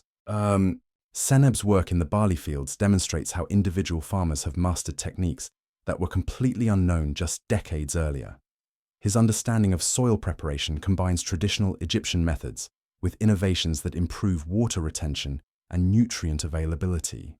The fertilization strategies he employs draw from Canaanite livestock management practices that produce superior organic amendments for crop production. The livestock that graze in adjacent pastures reflect the animal breeding programs that Hyksos agricultural policies have encouraged throughout the Delta region. Egyptian cattle have been crossbred with hardier northern varieties that produce more milk while requiring less feed, while sheep flocks include breeds that produce wool suitable for the textile innovations that have transformed Egyptian manufacturing. Among the morning's pastoral activities, young shepherds from both Egyptian and Canaanite families tend mixed flocks using herding techniques that combine the mobility strategies of nomadic peoples with the intensive management methods that Egyptian conditions require. Their cooperation demonstrates how agricultural work has created practical bonds across cultural boundaries while improving productivity for all participants. The shepherds' conversations during their morning work reveal the educational benefits that cultural exchange has provided to rural young people. They discuss animal husbandry techniques learned from specialists representing various pastoral traditions, while their knowledge of different languages enables them to access information sources that would have been unavailable to previous generations. Their observations about animal behavior and pasture conditions reflect analytical skills that have been enhanced through exposure to different approaches to problem solving and decision making.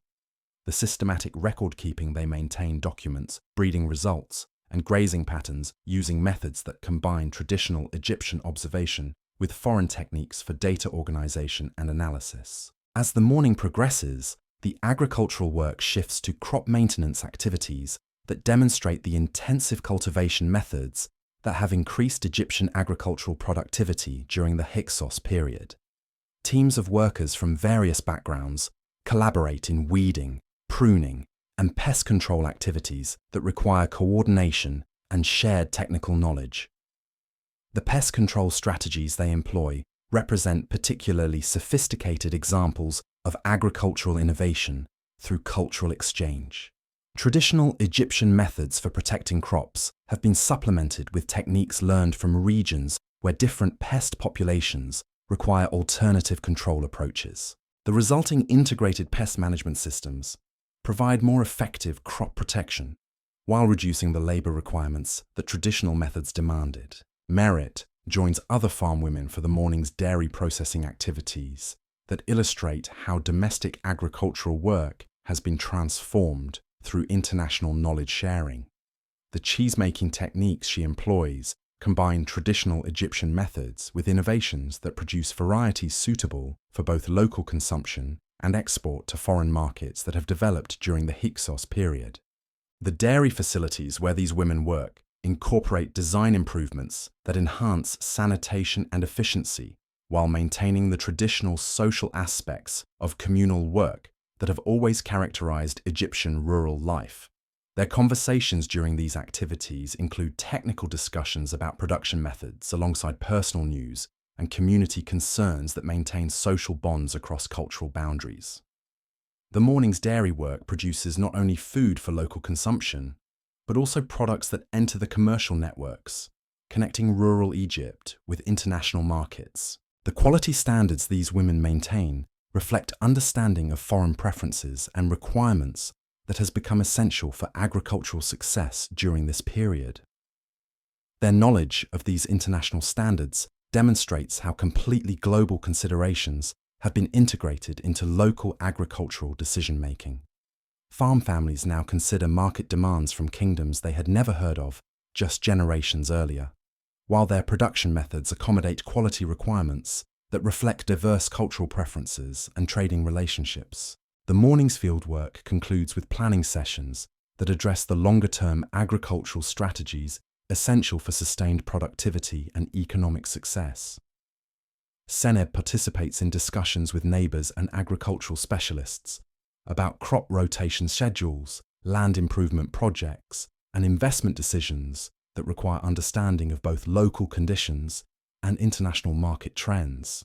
These planning discussions reveal the sophisticated business thinking that has developed among Egyptian farmers during the Hyksos period.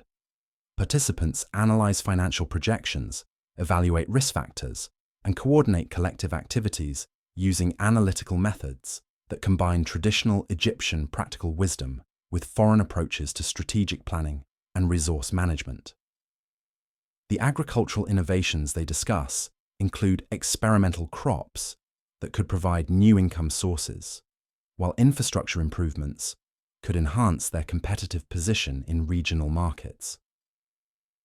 Their willingness to invest in long-term improvements reflects confidence in the political stability and economic opportunities that Hyksos rule has created for rural communities. As midday approaches, the morning's agricultural activities give way to processing work that transforms raw products into goods suitable for local consumption and regional commerce.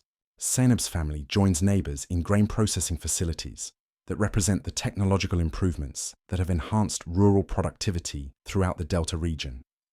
The milling equipment they operate combines traditional Egyptian grinding methods with mechanical improvements that increase efficiency while producing flour of superior quality.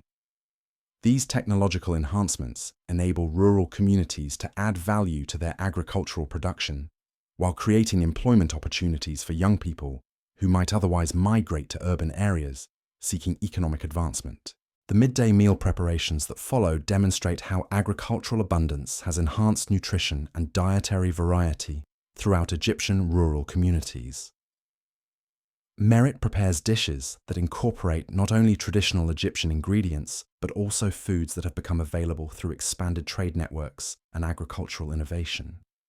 The vegetables she serves include varieties that were introduced during the Hyksos period, while her cooking methods reflect techniques that preserve nutritional value while creating flavors that satisfy both traditional preferences and new tastes that have developed through cultural exchange. The meal itself represents the practical benefits that agricultural improvement has provided to ordinary farming families. The afternoon's agricultural work shifts to activities that demonstrate the seasonal planning and resource management that sustain productivity throughout the agricultural cycle. Seneb leads work teams in maintenance projects that prepare irrigation systems and storage facilities for the coming flood season, while his technical knowledge enables him to coordinate complex activities that require precise timing and systematic execution. These maintenance activities involve both Egyptian workers familiar with local conditions and foreign specialists whose technical expertise ensures that improvements meet international standards for engineering quality and operational reliability.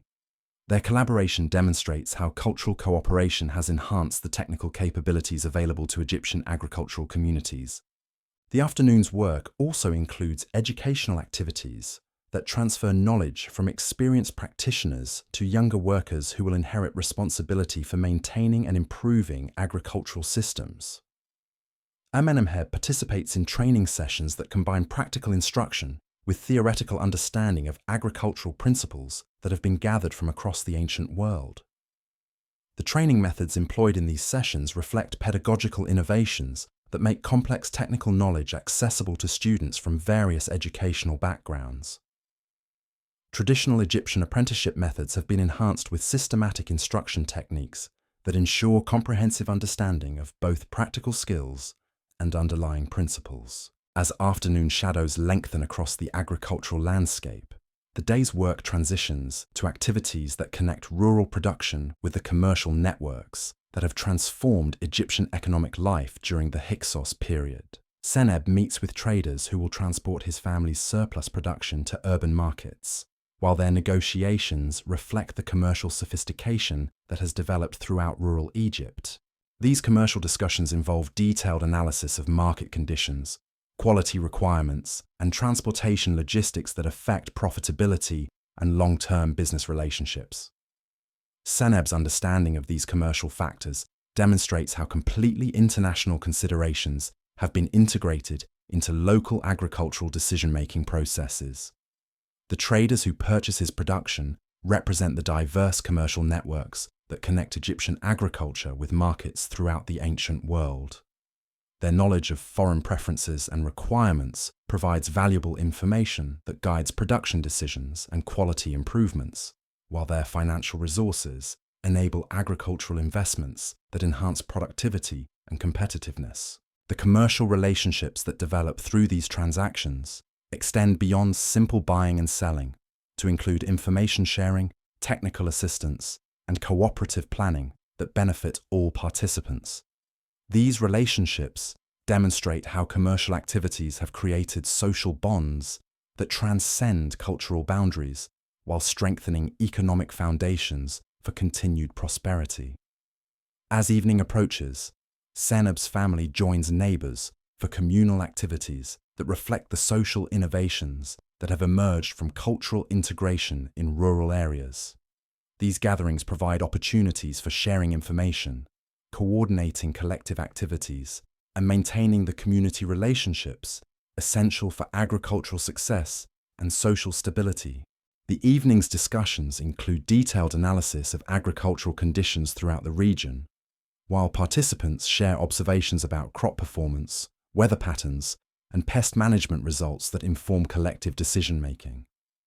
Their conversations demonstrate the systematic information sharing that has enhanced agricultural effectiveness throughout Egyptian rural communities. These community gatherings also address concerns about political developments that could affect agricultural prosperity and social stability. Rural families understand that their success depends on continued peaceful conditions and governmental policies that support agricultural innovation and international commerce. The evening's entertainment includes musical performances and storytelling that reflect the cultural synthesis that has emerged in rural areas during the Hyksos period. Traditional Egyptian songs are performed alongside foreign melodies, while stories blend Egyptian mythological themes with narrative elements drawn from various cultural traditions. These cultural activities provide relaxation and enjoyment while also serving educational functions that help community members understand and appreciate the diverse influences that have enriched their lives. Children learn about both their Egyptian heritage and the foreign contributions that have enhanced their opportunities and expanded their horizons. The evening meal that concludes the day demonstrates how agricultural abundance has enhanced nutrition and culinary variety throughout rural Egyptian communities. Merit's cooking incorporates ingredients that represent the full spectrum of agricultural innovation, while her preparation methods reflect the technical knowledge and cultural adaptation that characterize contemporary Egyptian rural life. The family's mealtime conversations reveal how thoroughly international considerations have been integrated into household planning and decision-making. They discuss their children's educational opportunities, their own business strategies, and their community's development projects using analytical frameworks that draw from multiple cultural traditions.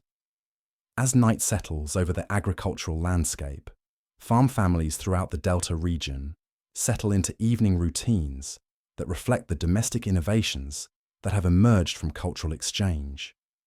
Their homes incorporate architectural improvements that enhance comfort and functionality, while their household organization reflects efficiency methods learned from various cultural sources. The bedtime preparations that conclude each family's day include educational activities that prepare children for lives that will require cultural flexibility and international awareness. Parents share knowledge that combines traditional Egyptian wisdom with foreign innovations, while their expectations for their children's futures assume opportunities that would have been unimaginable during previous dynasties. Family prayers that end the day reflect the religious synthesis that has developed throughout rural Egypt during the Hyksos period. Households honor both Egyptian deities and foreign spiritual traditions, creating worship practices that satisfy complex cultural identities while maintaining genuine religious conviction and community participation. The night sounds that fill the agricultural darkness include the familiar rhythms of rural life that have characterized Egyptian countryside for millennia, while the dreams that occupy sleeping minds process the remarkable transformations that have enhanced rural prosperity and expanded opportunities for ordinary farming families. The agricultural innovations and cultural adaptations that define contemporary rural life represent humanity's capacity for positive change through cooperation and mutual learning. Tomorrow will bring new challenges and opportunities, but tonight these transformed farming communities rest in the satisfaction that their cultural innovations and agricultural improvements have created better lives for themselves and their children. The stars above witness another chapter in Egypt's long agricultural history. While this particular period represents unique achievements in cultural cooperation and technological advancement, in the workshops and craft centers scattered throughout the Delta region, similar scenes of innovation and prosperity reflect how Hyksos rule has transformed Egyptian manufacturing and artisan activities. The technological exchanges and cultural adaptations that have revolutionized agriculture have also created new opportunities and capabilities for craftspeople whose skills now serve markets that span the ancient world. The pottery workshops of Per Bastet demonstrate these manufacturing innovations through the daily activities of master potter Khnumhotep, whose techniques combine traditional Egyptian ceramic methods with innovations learned from foreign specialists whose knowledge has expanded the possibilities for Egyptian craftwork. His workshop has become a center for training young artisans in methods that represent the best elements from multiple ceramic traditions. Khnumhotep's morning routine begins with clay preparation that incorporates materials and techniques that were unknown to previous generations of Egyptian potters. The clay itself comes from sources that have been identified through geological surveys conducted by foreign specialists, while the preparation methods include innovations that improve plasticity and firing characteristics. The pottery wheels where he works represent technological improvements that have enhanced both efficiency and artistic possibilities. Traditional Egyptian wheel designs have been modified with mechanical refinements that provide better speed control and rotational stability, while new bearing systems reduce maintenance requirements and extend equipment life. The morning's production activities demonstrate how a cultural exchange has expanded the range of pottery products that Egyptian workshops can produce. Khnumhotep creates vessels that serve both traditional Egyptian uses and foreign market demands, while his decorative techniques combine Egyptian artistic motifs with design elements that appeal to international customers. His apprentices, who include young people from various cultural backgrounds, learn production methods that prepare them for careers in the expanded markets that have developed during the Hyksos period. Their training combines traditional Egyptian craftsmanship with international techniques and quality standards that ensure their future competitiveness. The kiln operations that conclude each day's pottery production reflect the technological improvements that have enhanced firing efficiency and product quality throughout Egyptian ceramic workshops. The kiln designs combine traditional Egyptian construction methods with innovations that provide better temperature control and fuel efficiency. The firing schedules that guide these operations require understanding of technical principles that have been gathered from pottery traditions throughout the ancient world.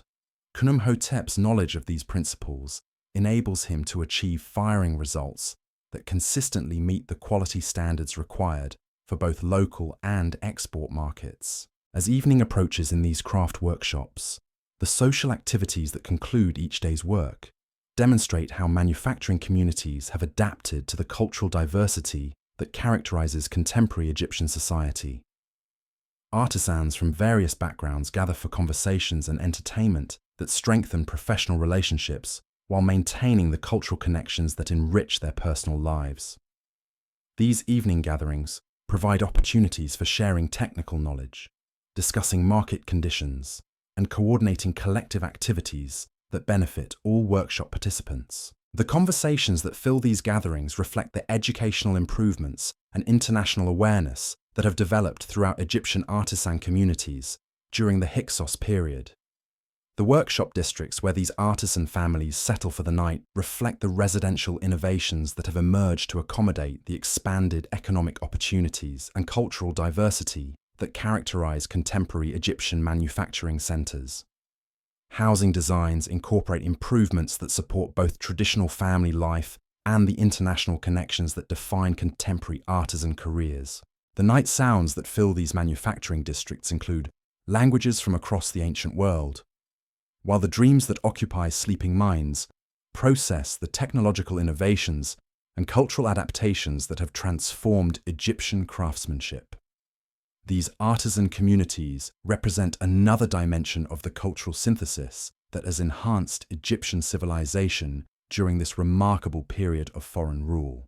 Throughout Egypt's transformed society, from the royal palace to the humblest fishing boat, from bustling urban markets to remote farming villages, the daily rhythms of life during the Hyksos period reveal a civilization that has achieved unprecedented levels of cultural integration, technological innovation, and international connection. The foreign kings who rule from Avaris have created not merely a political arrangement, but a comprehensive transformation of Egyptian society that has enhanced opportunities and expanded horizons for people at every level of the social hierarchy. The success of this transformation reflects the Hyksos understanding that effective rule requires not domination, but adaptation, not the destruction of existing traditions, but their enhancement through cultural exchange and technological innovation. Their achievement represents one of history's most successful examples of how different peoples can cooperate to create societies that serve everyone's interests more effectively than any single cultural tradition could achieve independently. As we drift deeper into this ancient world, let these stories of daily life during the Hyksos period remind us that human civilization advances most successfully when different cultures choose cooperation over conflict, when foreign innovations enhance rather than replace existing traditions, and when political leadership serves the practical needs of ordinary people rather than abstract ideological principles. The Egypt of the Hyksos represents humanity at its most creative and adaptive, demonstrating possibilities that remain relevant for our own complex and interconnected world. Ected world. The evening shadows lengthen across the throne room of Avaris as Khayan concludes his daily audiences, but the most intriguing conversations of his reign often occur during these twilight hours when formal protocol gives way to intimate discussions with trusted advisors. Tonight, his attention turns to reports from the southern borders that reveal growing tensions with the Egyptian princes of Thebes, whose resentment of foreign rule has begun crystallizing into organized resistance. In the private chambers adjacent to the throne room, Kian meets with his most trusted intelligence coordinator, a remarkable woman named Tawaret, whose network of informants spans the length of the Nile Valley. Her evening briefings have become essential to understanding the complex political currents that could determine the future of Hyksos rule in Egypt. Tawaret represents the sophisticated intelligence apparatus that foreign rulers have developed to maintain their authority over a much larger indigenous population. Her background illustrates the meritocratic principles that have enabled Hyksos administration to function effectively despite its minority status. Born to an Egyptian merchant family but educated in the international protocols that characterize Hyksos governance, she possesses linguistic skills and cultural knowledge that make her invaluable for interpreting developments throughout Egyptian territories. Her loyalty derives not from ethnic affiliation, but from professional appreciation for the opportunities that Hyksos administration has provided. This evening's intelligence reports describe increasing coordination between Theban princes who have begun viewing themselves as legitimate heirs to pharaonic authority that foreign rulers have usurped. Tawaret's sources describe secret meetings where these princes discuss military strategies for reclaiming Egyptian sovereignty, while their propaganda efforts seek to mobilize popular support by appealing to traditional religious beliefs about divine kingship and ethnic purity. The Southern Resistance Movement represents the most serious challenge that Hyksos rule has faced since the initial establishment of foreign authority in the Delta region. Unlike the gradual infiltration that had enabled Hyksos' ascendancy, any attempt to dislodge them would require sustained military campaigns that could devastate the prosperity and cultural achievements that have characterized their administration. Kayhan listens to these intelligence reports with the analytical detachment that has characterized his approach to all governmental challenges during his reign. He understands that successful response requires careful assessment of both military and political factors, while emotional reactions could lead to decisions that might strengthen rather than weaken opposition movements. His questions reveal sophisticated understanding of the strategic considerations that will determine whether Hyksos innovations can survive the ethnic nationalism that motivates their opponents. The evening's discussion also addresses the international dimensions of developing resistance movements. Tawaret's intelligence networks have detected communications between Theban princes and foreign kingdoms that might provide military assistance in exchange for future commercial concessions or territorial agreements. These potential alliances could transform what appears to be domestic Egyptian conflict into international war that involves multiple kingdoms throughout the ancient world. The possibility of foreign intervention creates complex strategic calculations that require Kayhan to balance immediate security needs against long-term diplomatic relationships that have provided foundations for Hyksos' prosperity. Military preparations that might deter southern resistance could also provoke international reactions that complicate the delicate balance of alliances and commercial relationships that sustain the Delta Kingdom's economic advantages. As the evening progresses, their discussion shifts from immediate intelligence concerns to broader questions about the sustainability of multicultural governance in societies where ethnic identity remains politically significant. Kayhan and Tawaret explore philosophical questions about loyalty, identity, and political legitimacy that have no simple answers but require careful consideration for anyone attempting to maintain authority across cultural boundaries. Their conversation reveals the intellectual sophistication that has characterized Hyksos' approaches to governance throughout their rule in Egypt. Rather than relying solely on military force or administrative efficiency, they have attempted to create political systems that accommodate diverse cultural traditions while serving practical needs that transcend ethnic categories. The current challenges test whether such systems can survive when confronted by movements that prioritize cultural purity over functional effectiveness. The evening's analysis also addresses the economic factors that could influence popular support for either Hyksos authority or Egyptian resistance movements. The prosperity that foreign rule has created throughout the Delta region provides powerful arguments for maintaining current systems, while any disruption of commercial relationships could reduce living standards for ordinary people whose daily lives have been enhanced by cultural integration and technological innovation. Tawaret's economic intelligence describes the financial networks that sustain both Hyksos administration and potential resistance movements.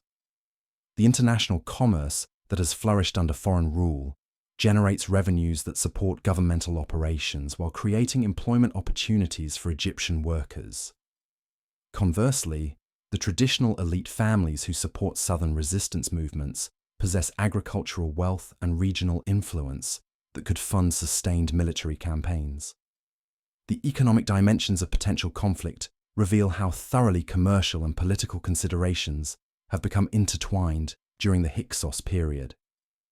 Any military confrontation would disrupt the trade networks that have made Egypt prosperous, while the costs of prolonged warfare could exhaust the financial resources that enable both effective governance and military operations. As night deepens over Avaris, Kayhan and Tawaret conclude their strategic discussions with practical planning for contingencies that might be necessary if political conditions deteriorate. Their preparations include measures for protecting loyal populations, securing essential resources, and maintaining communication networks that would enable coordinated responses to various types of challenges. These contingency plans reveal the systematic approach to crisis management that has characterized Hyksos administration throughout their rule in Egypt. Rather than relying on improvised responses to unexpected developments, they have developed comprehensive procedures for addressing potential threats while maintaining the governmental functions essential for continued stability and prosperity. The evening's final discussions address the human dimensions of political crisis that affect individuals and families whose lives have been transformed by cultural integration during the Hyksos period. Kian understands that his political decisions will determine not only his own fate, but also the futures of countless people whose prosperity and security depend on continued peaceful coexistence between different cultural communities. When Taweret finally departs for her own evening activities, Kian remains in his private chambers for quiet reflection that has become his nightly routine for processing the complex challenges of ruling a multicultural kingdom. His meditations combine elements from various philosophical traditions that have influenced his understanding of leadership, responsibility, and the relationship between individual ambition and collective welfare. The king's evening reflections often focus on the remarkable journey that has brought him from the ancestral homelands of his people to the throne of the world's most ancient civilization. His personal story exemplifies the possibilities that emerge when different cultures encounter each other with mutual respect rather than hostility, while his current challenges illustrate the difficulties that arise when ethnic prejudice threatens cooperative relationships. Tonight's reflections are interrupted by the arrival of his eldest son, Prince Yanasi, whose own education has prepared him for the complex responsibilities that he may inherit if current political conditions can be stabilized. The young prince brings reports from his own sources that provide additional perspectives on developing resistance movements, while his questions reveal the analytical thinking that has been fostered by his multicultural education. The conversation between father and son illuminates the generational changes that have occurred during the Hyksos period. Prince Yanasi represents a generation that has grown up with cultural integration as a normal aspect of daily life, while his father remembers the earlier struggles to establish foreign authority in Egyptian territory. Their different perspectives provide valuable insights into both the achievements and vulnerabilities of their political system. Prince Yanasi describes his recent travels throughout the Delta region, where he has observed the daily lives of people whose prosperity and cultural opportunities have been enhanced by Hyksos innovations. His first-hand experiences provide evidence of popular support that might sustain foreign rule during political challenges, while his interactions with young Egyptians reveal generational attitudes that differ significantly from traditional elite opinions. The prince's observations also address the military capabilities that would be essential for defending Hyksos authority against southern resistance movements. His training has included exposure to the latest innovations in warfare technology and tactical thinking, while his relationships with military officers provide insights into the professional army's readiness for potential conflicts. Their discussion reveals how completely military innovations have been integrated into Hyksos strategic thinking.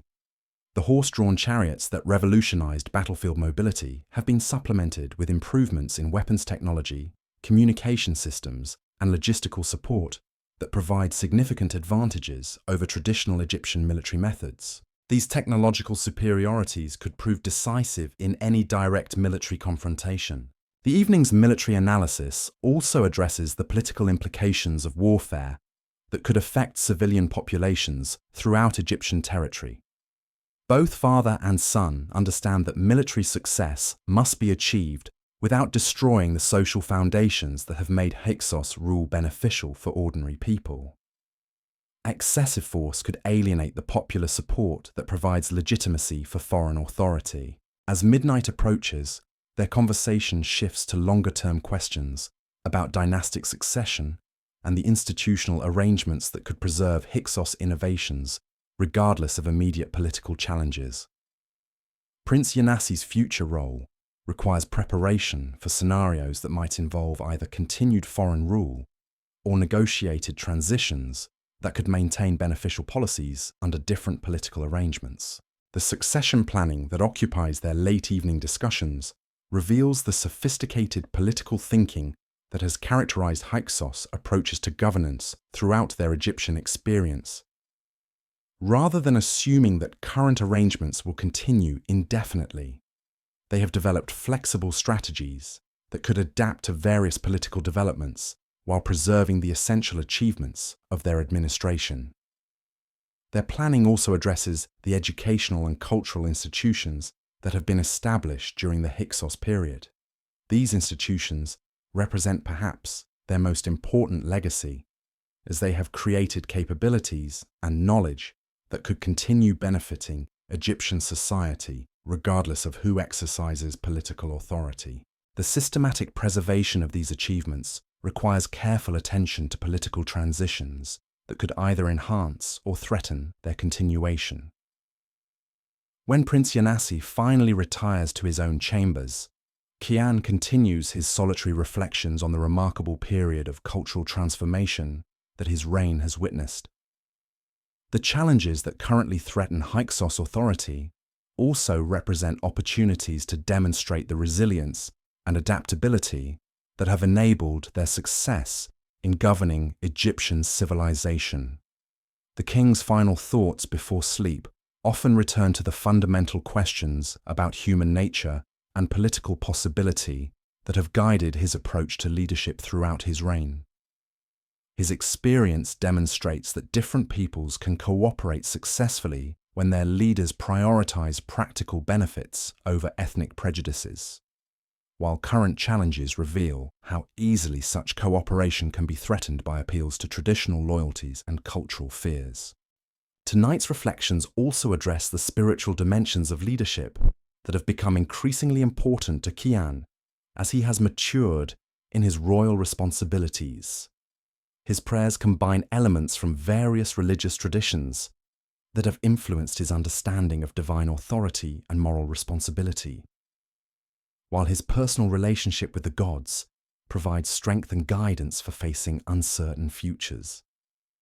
The palace grows quiet as servants complete their evening duties and guards settle into night watch routines that have maintained security throughout the Hyksos period.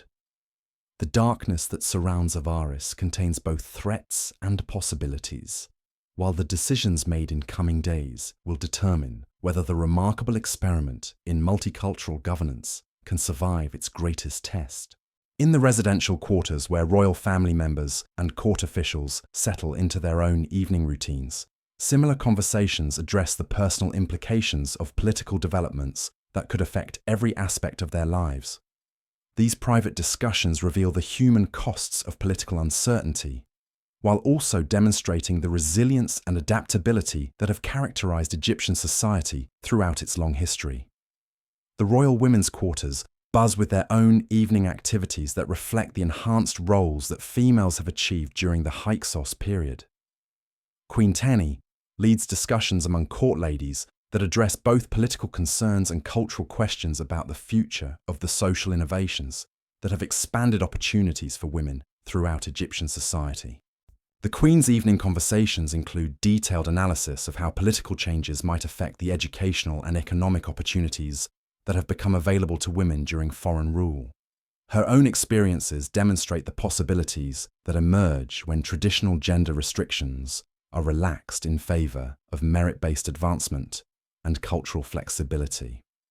Among the court ladies who participate in these evening discussions is Isis Nefret, whose family represents the Egyptian aristocracy that has adapted successfully to Hyksos rule.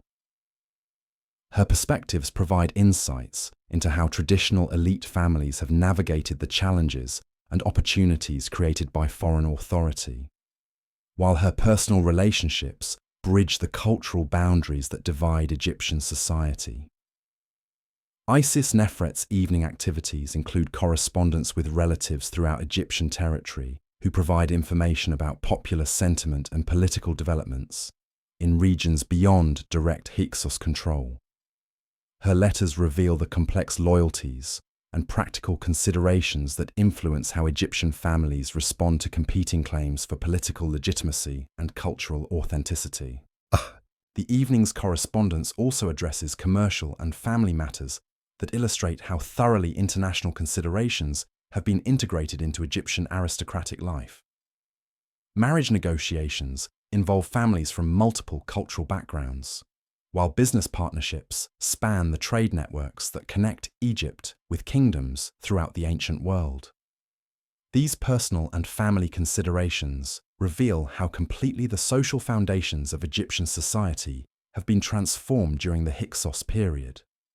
Traditional patterns of marriage, inheritance, and social advancement have been modified to accommodate new opportunities and relationships that transcend ethnic boundaries while maintaining essential cultural continuities. In the servants' quarters and administrative offices that support royal operations, evening activities reflect the bureaucratic innovations that have enabled effective governance of Egypt's complex multicultural society. Scribes and clerks from various backgrounds collaborate in record-keeping activities that document the remarkable achievements and ongoing challenges of foreign rule. The administrative records that occupy these evening work sessions provide detailed documentation of the economic, social, and cultural changes that have occurred throughout Egyptian territory during the Hyksos period. These documents will serve as historical sources for future scholars seeking to understand how different cultures can cooperate successfully in creating beneficial political arrangements. The record-keeping activities also address immediate practical concerns about resource management, population movements, and security arrangements that require constant attention from governmental administrators. The sophistication of these administrative systems reflects the professional competence that has enabled Hyksos rule to function effectively despite its minority status among Egyptian populations. As night settles over the palace complex, the various evening activities gradually conclude as residents settle into sleep patterns that have been shaped by the cultural innovations and political uncertainties that define their historical moment. Their dreams will process the complex realities of living through a period of remarkable cultural achievement that faces serious political challenges. The night guards who maintain security throughout the palace represent the military innovations that have provided foundations for Hyksos authority in Egypt. Their professional training combines traditional Egyptian military knowledge with foreign tactical innovations that have created capabilities superior to previous Egyptian defense systems. The guards' conversations during their night watches reveal the loyalty and professional competence that characterize the military forces that protect Hyksos authority. Their discussions address both immediate security concerns and broader questions about the military preparations that might be necessary if political conditions deteriorate.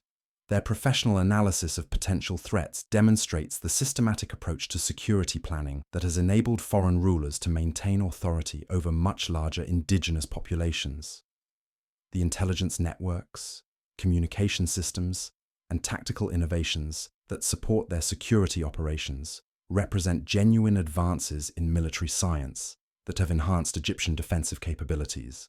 The guards also discuss the international military developments that could affect Egyptian security during potential conflicts with southern resistance movements. Their knowledge of foreign military techniques and alliance relationships provides valuable intelligence for strategic planning that addresses both domestic and international threats. As dawn approaches, the night watch activities gradually transition to preparations for another day of governance that will test the resilience and adaptability of the Hyksos political system. The decisions made during the coming day will influence not only immediate security concerns, but also the long-term survival of the cultural innovations and social improvements that have characterized foreign rule in Egypt. The palace kitchen staff begin their early morning preparations that will feed the diverse community of residents whose daily activities sustain the complex operations of multicultural governance. Their work demonstrates the logistical capabilities that enable large-scale political institutions to function effectively while serving the practical needs of people from various cultural backgrounds. The breakfast preparations reflect the culinary innovations that have emerged from cultural exchange during the Hyksos period. Traditional Egyptian foods are prepared alongside foreign dishes that satisfy the diverse tastes and dietary requirements of palace residents whose backgrounds span the ancient world. The kitchen conversations include discussions about supply sources and quality standards that illustrate the commercial networks supporting palace operations. Ingredients arrive from across the known world through trade relationships that have been cultivated during decades of successful Hyksos administration. These logistical operations demonstrate the administrative competence that has enabled foreign rulers to maintain effective governance, despite the complex challenges of serving multicultural populations with diverse needs and expectations. The systematic attention to practical details reflects the professional standards that characterize successful Hyksos administration throughout Egyptian territory.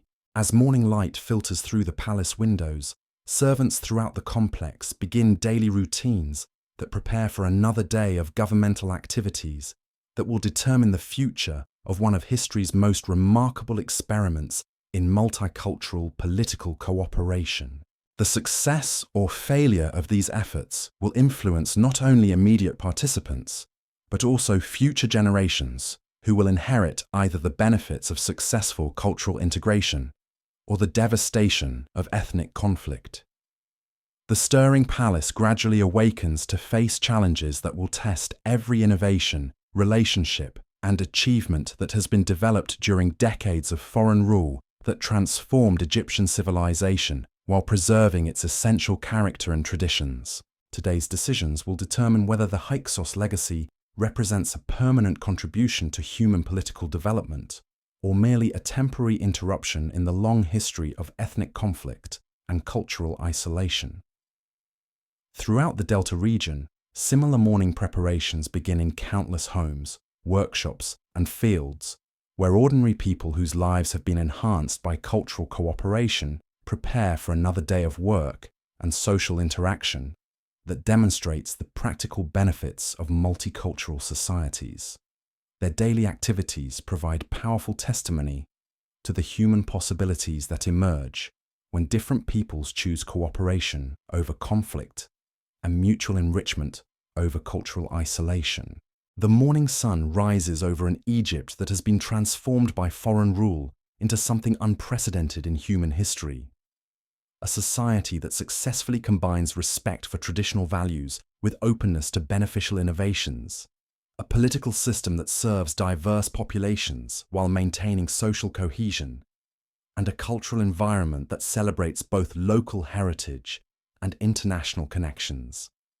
Whether these achievements can survive the challenges ahead remains to be determined by the courage, wisdom, and commitment of people who have learned to see diversity as strength rather than weakness. Strength rather than weakness. The morning sun illuminates the training grounds where young Egyptian and Canaanite soldiers practice the revolutionary military techniques that have given Hyksos forces their decisive advantages over traditional Egyptian armies. Here, beneath the watchful eye of General Kiti, a veteran commander whose tactical innovations have redefined ancient warfare, recruits learn to coordinate the horse-drawn chariots and bronze weapons that represent a complete transformation in military thinking. Keti's morning inspection reveals the systematic approach to military innovation that has enabled a relatively small foreign population to maintain control over Egypt's vast territories. The training regimens he has developed combine traditional Egyptian discipline with Canaanite mobility tactics and Mesopotamian siege techniques, creating hybrid military capabilities that surpass anything achieved by single cultural traditions operating independently.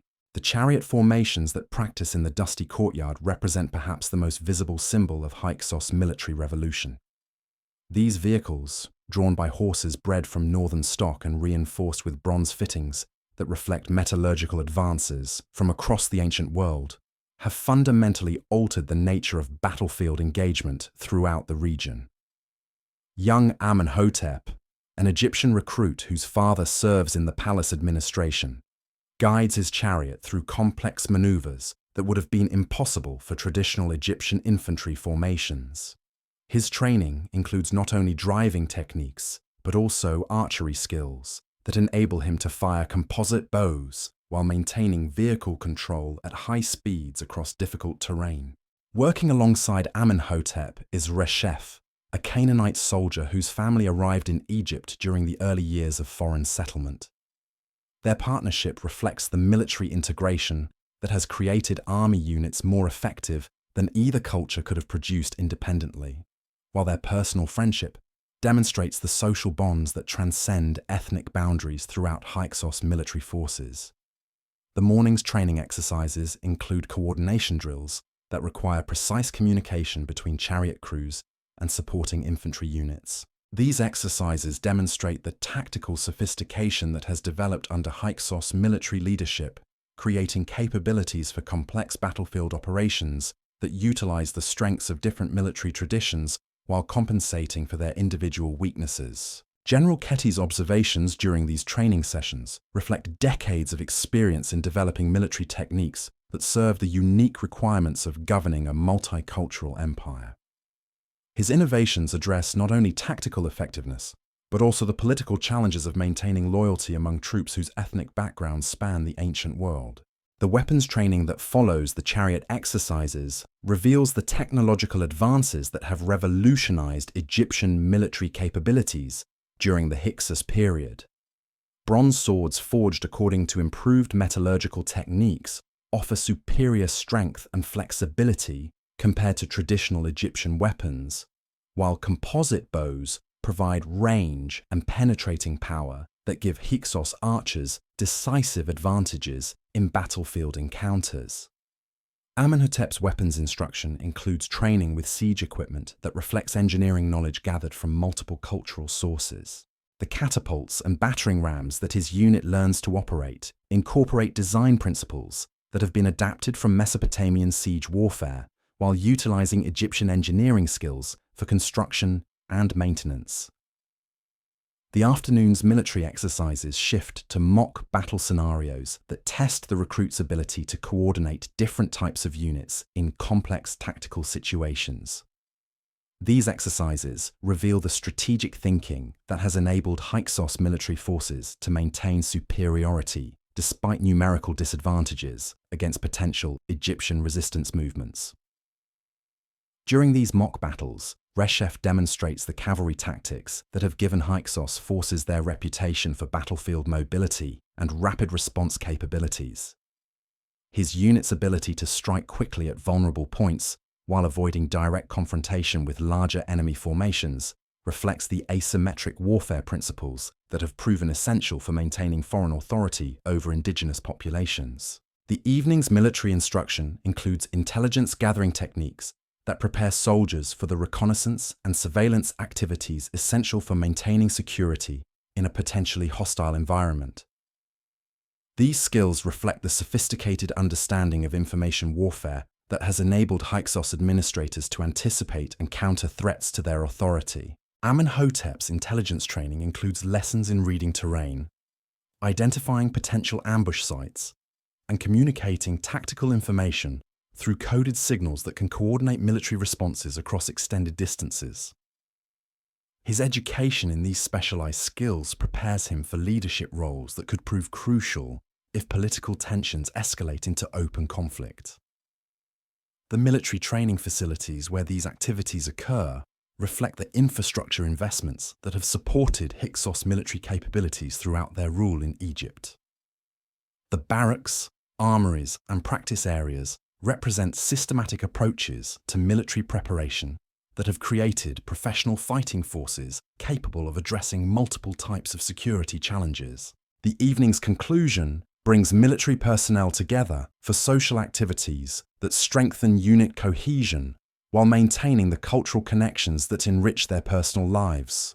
These gatherings include both Egyptian and foreign soldiers, whose conversations reveal the professional bonds and mutual respect that characterize successful multicultural military organizations.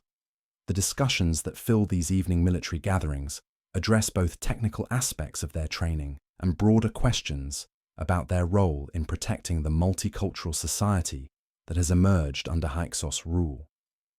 Their conversations demonstrate genuine appreciation for the opportunities and improvements that foreign leadership has created for people from all cultural backgrounds. As night settles over the military compounds, soldiers from various backgrounds settle into sleeping quarters that reflect the integration policies that have created effective fighting forces from diverse ethnic sources. Their shared experiences of training and preparation create bonds of loyalty that transcend traditional cultural divisions while serving the common goal of protecting Egyptian prosperity and stability. In the naval facilities along the Mediterranean coast, similar scenes of military innovation unfold as Egyptian and Canaanite sailors master the maritime techniques that have extended Hyksos influence throughout the eastern Mediterranean. The harbours of Avaris have become centres for naval development that combines Egyptian river navigation expertise with Canaanite knowledge of seagoing vessel construction and operation. Captain Seneb, an Egyptian naval officer whose family has served pharaohs for generations, oversees training programs that prepare crews for the expanded maritime operations that support Hyksos commercial and diplomatic activities throughout the ancient world. His morning inspections reveal ships that represent technological fusion at its most sophisticated level. The vessels anchored in Avaris harbour combine Egyptian boat-building traditions with foreign innovations that have created ships capable of extended voyages across open water. These maritime capabilities have enabled Hyksos Egypt to maintain direct commercial and diplomatic relationships with kingdoms that previous Egyptian dynasties could reach only through intermediaries. The morning's naval training includes navigation instruction that utilizes astronomical knowledge gathered from across the ancient world. Young Egyptian sailors learn to use star charts that incorporate Mesopotamian celestial observations, while Canaanite techniques for reading wind patterns and ocean currents enhance their ability to navigate safely across unfamiliar waters. Among the naval trainees is Kamwasit, whose education includes languages that enable him to communicate with foreign port authorities and commercial representatives throughout the Mediterranean region. His linguistic skills reflect the international orientation that has characterized Hyksos naval development and enabled Egyptian ships to operate effectively in distant waters. The afternoon's naval exercises include combat training that prepares crews for the maritime conflicts that could arise from increased international tensions. These training sessions demonstrate tactical innovations that have adapted land-based military techniques for naval warfare, creating capabilities that enhance Egyptian security throughout the eastern Mediterranean. Captain Seneb's tactical instruction includes lessons in coordinated fleet operations that utilize the communication systems and command structures necessary for complex maritime campaigns. His experience reflects the strategic thinking that has enabled Hyksos naval forces to project Egyptian influence far beyond traditional geographical boundaries. The naval facilities that support these training activities represent infrastructure investments that have transformed Egyptian maritime capabilities during the foreign dynasty's rule. The shipyards, supply depots, and repair facilities demonstrate systematic approaches to naval development that have created professional maritime forces capable of supporting expanded international relationships. The evening's naval activities include maintenance work that keeps the fleet ready for immediate deployment if political conditions require military responses to external threats. This maintenance work reflects the technical competence that has been developed throughout Egyptian naval forces during the Hyksos period. The conversations that fill the naval quarters during evening hours reveal the professional pride and international awareness that characterize contemporary Egyptian maritime personnel.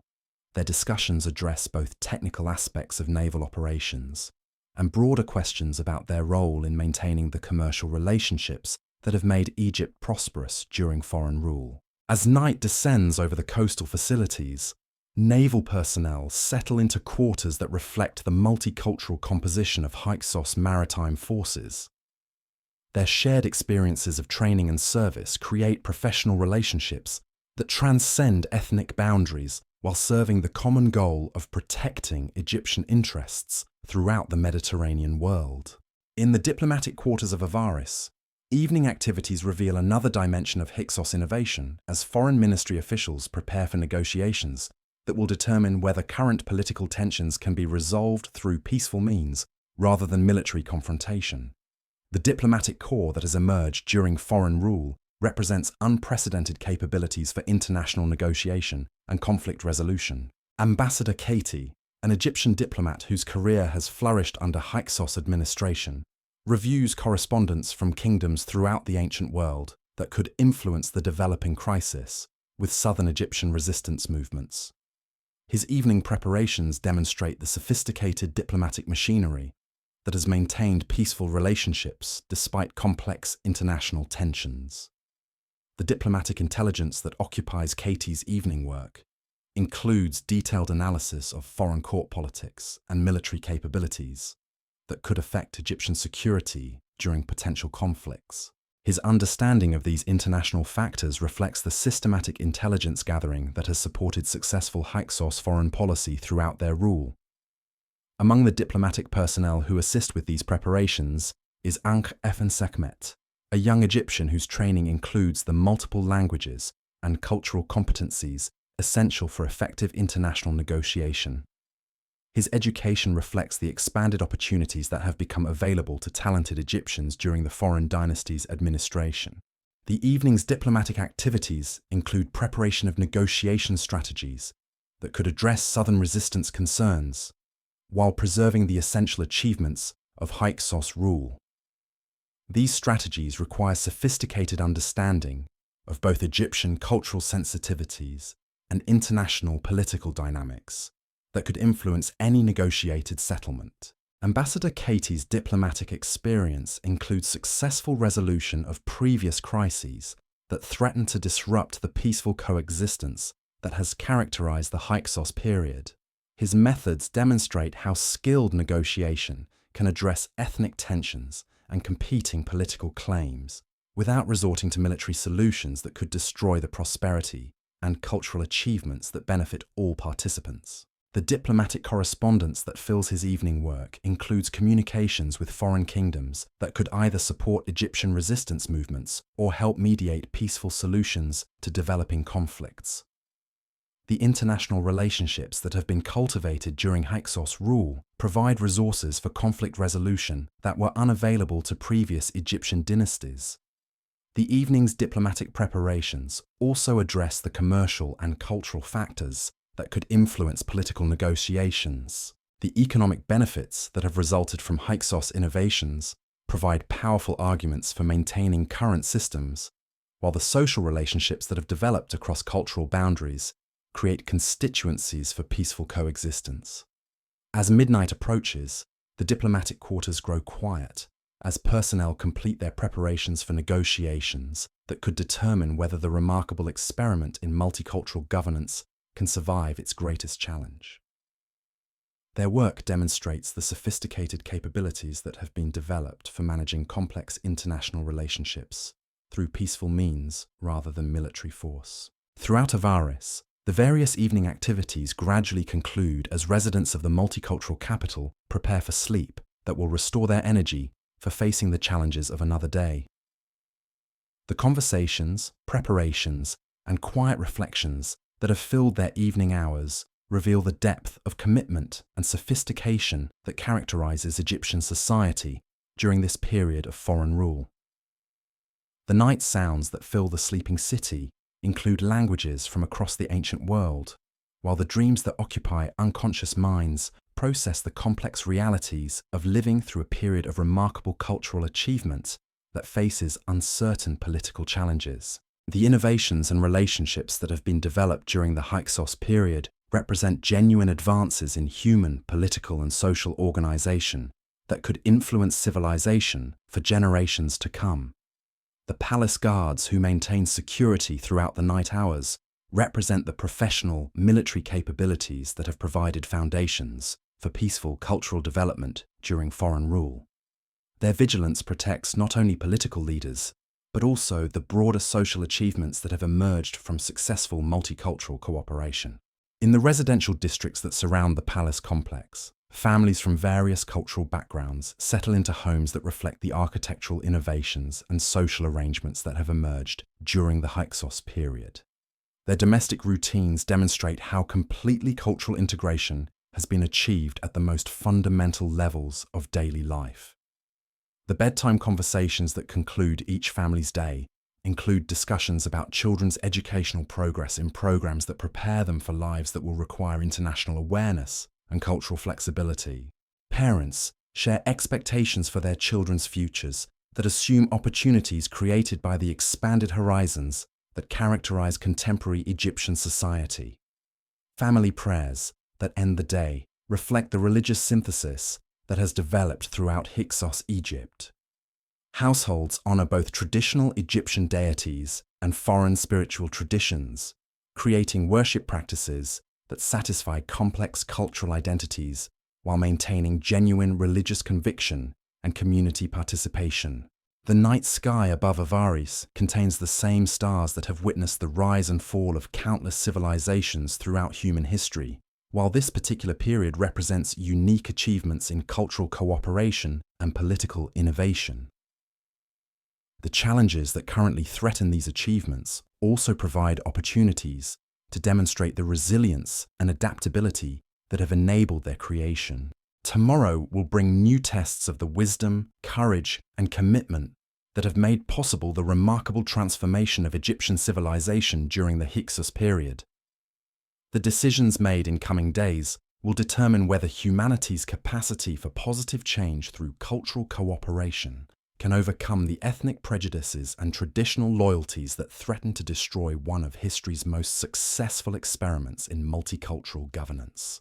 The peaceful sleep that settles over the transformed capital represents both the security and prosperity that have been achieved through foreign innovation and the fragile nature of human progress when confronted by forces that prioritize cultural purity over practical effectiveness. The morning will reveal whether the seeds of conflict can be contained, or whether they will grow into the devastation that has destroyed so many previous attempts at building better societies through cooperation rather than conquest. The dawn light filtering through the royal bedchamber reveals scrolls scattered across cedar tables, their papyrus surfaces covered with reports that will determine the fate of the Hyksos dynasty. King Apophis, successor to the great Kian, awakens to intelligence that changes everything.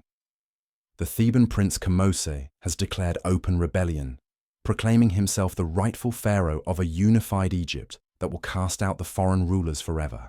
As Apophis rises from his sleeping couch, the weight of this moment settles upon his shoulders, like the heavy ceremonial cloak of Egyptian kingship. His morning ablutions are interrupted by the arrival of General Yanasi, whose weathered face carries news that confirms their worst fears. The southern armies are marching north with unprecedented coordination, their ranks swelled by Egyptians who have grown weary of foreign rule despite its prosperity. The breakfast that servants lay before the king remains untouched as he studies military dispatches that describe Theban forces equipped with weapons and tactics learned from observing Hyksos innovations. The very chariots and bronze weapons that had given his ancestors their initial advantages have now been adopted by their enemies, eliminating the technological superiority that had made foreign rule possible.